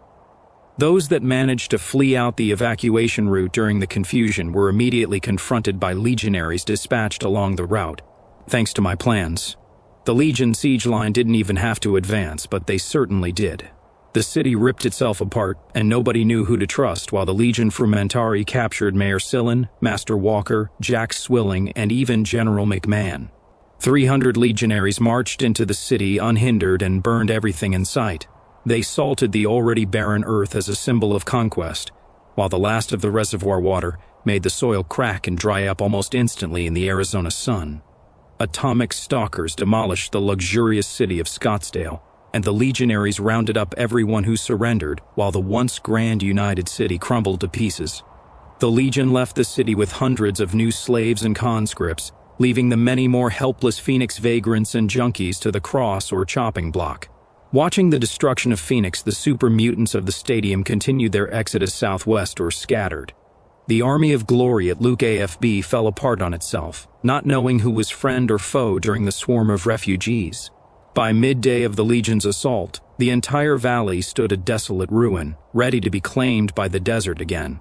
Word about what happened to Phoenix spread like wildfire by those precious few who escaped, and the event sent shockwaves throughout the Sonoran wasteland. Settlements 100 miles away would simply give up upon seeing Crimson soldiers on the horizon. With the fall of Phoenix, the Legion's Arizona campaign or southern expansion was ready to begin. Completely unhindered by the people of the civilized valley, all that stood in Caesar's way now were the seemingly endless tribes, raider gangs, and prepper communes still littered the Sonoran Desert. You may wonder if what I am saying is true. You go to Phoenix today and you see nothing but ruins, just like the bombs hit 200 years ago. It wasn't always that way. It was once a great post-war city to rival those out west, but was utterly annihilated by the Legion in late 2261.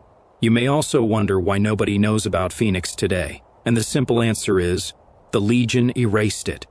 Logs, notes, and journals about what the city was like can't be found anymore, even if you find an old radiation suit and explore the hollow remains of the capital. What once housed an organization of good men and women fighting a bad world is yet another ruin in the wake of the Legion. The Legion burns everything it touches. An entire united city was wiped from existence, and if you are wondering why it isn't noted in the Flagstaff Library deep within Legion territory, that is because Caesar did not see it as a challenge. He thought the hardest part about destroying the post-war metropolis was the logistics of mobilizing his forces to surround it. As I previously said, his army didn't do much. There was no grand battle for the city. A few tribal allies, a few raiders, a few inside men, and a couple of well-placed bombs were enough to completely turn the city on itself. Now, the only surviving records about Phoenix or Scottsdale are in this book in two names. A Phoenix guard who turned on his brothers later earned the name, Aurelius of Phoenix. And then, There is my new name. With the fall of Phoenix, I was no longer just a drifter. I had become the Interfector of Phoenix, or the Murderer of Phoenix. Thank you so much for reading/listening. I hope you enjoyed the story as much as I liked writing it a few years ago. This is certainly one of my most favorite stories on the site in the description, but I totally understand why some might have a problem with the drifter siding with the Legion. Believe me, I had numerous posts or messages about it when I finished writing the story back then. Still, if you liked the character, but were ultimately disappointed with the reasons for his decision to side with the Legion, you can rest assured that his story is not over. The former Drifter, and now Interfector, is one of the 3 main characters to my story, The Edge of Glory, that I already have posted on YouTube. Although I am admittedly a big fan of Caesar's Legion, I do love the NCR, and can definitely recommend my story, Why We Fight, for those who want to see my take on the Mojave War through an NCR perspective. Now, before I go off on a tangent, I just want to say thanks again for listening. I super appreciate the feedback both on YouTube and fanfiction.net, and bye for now.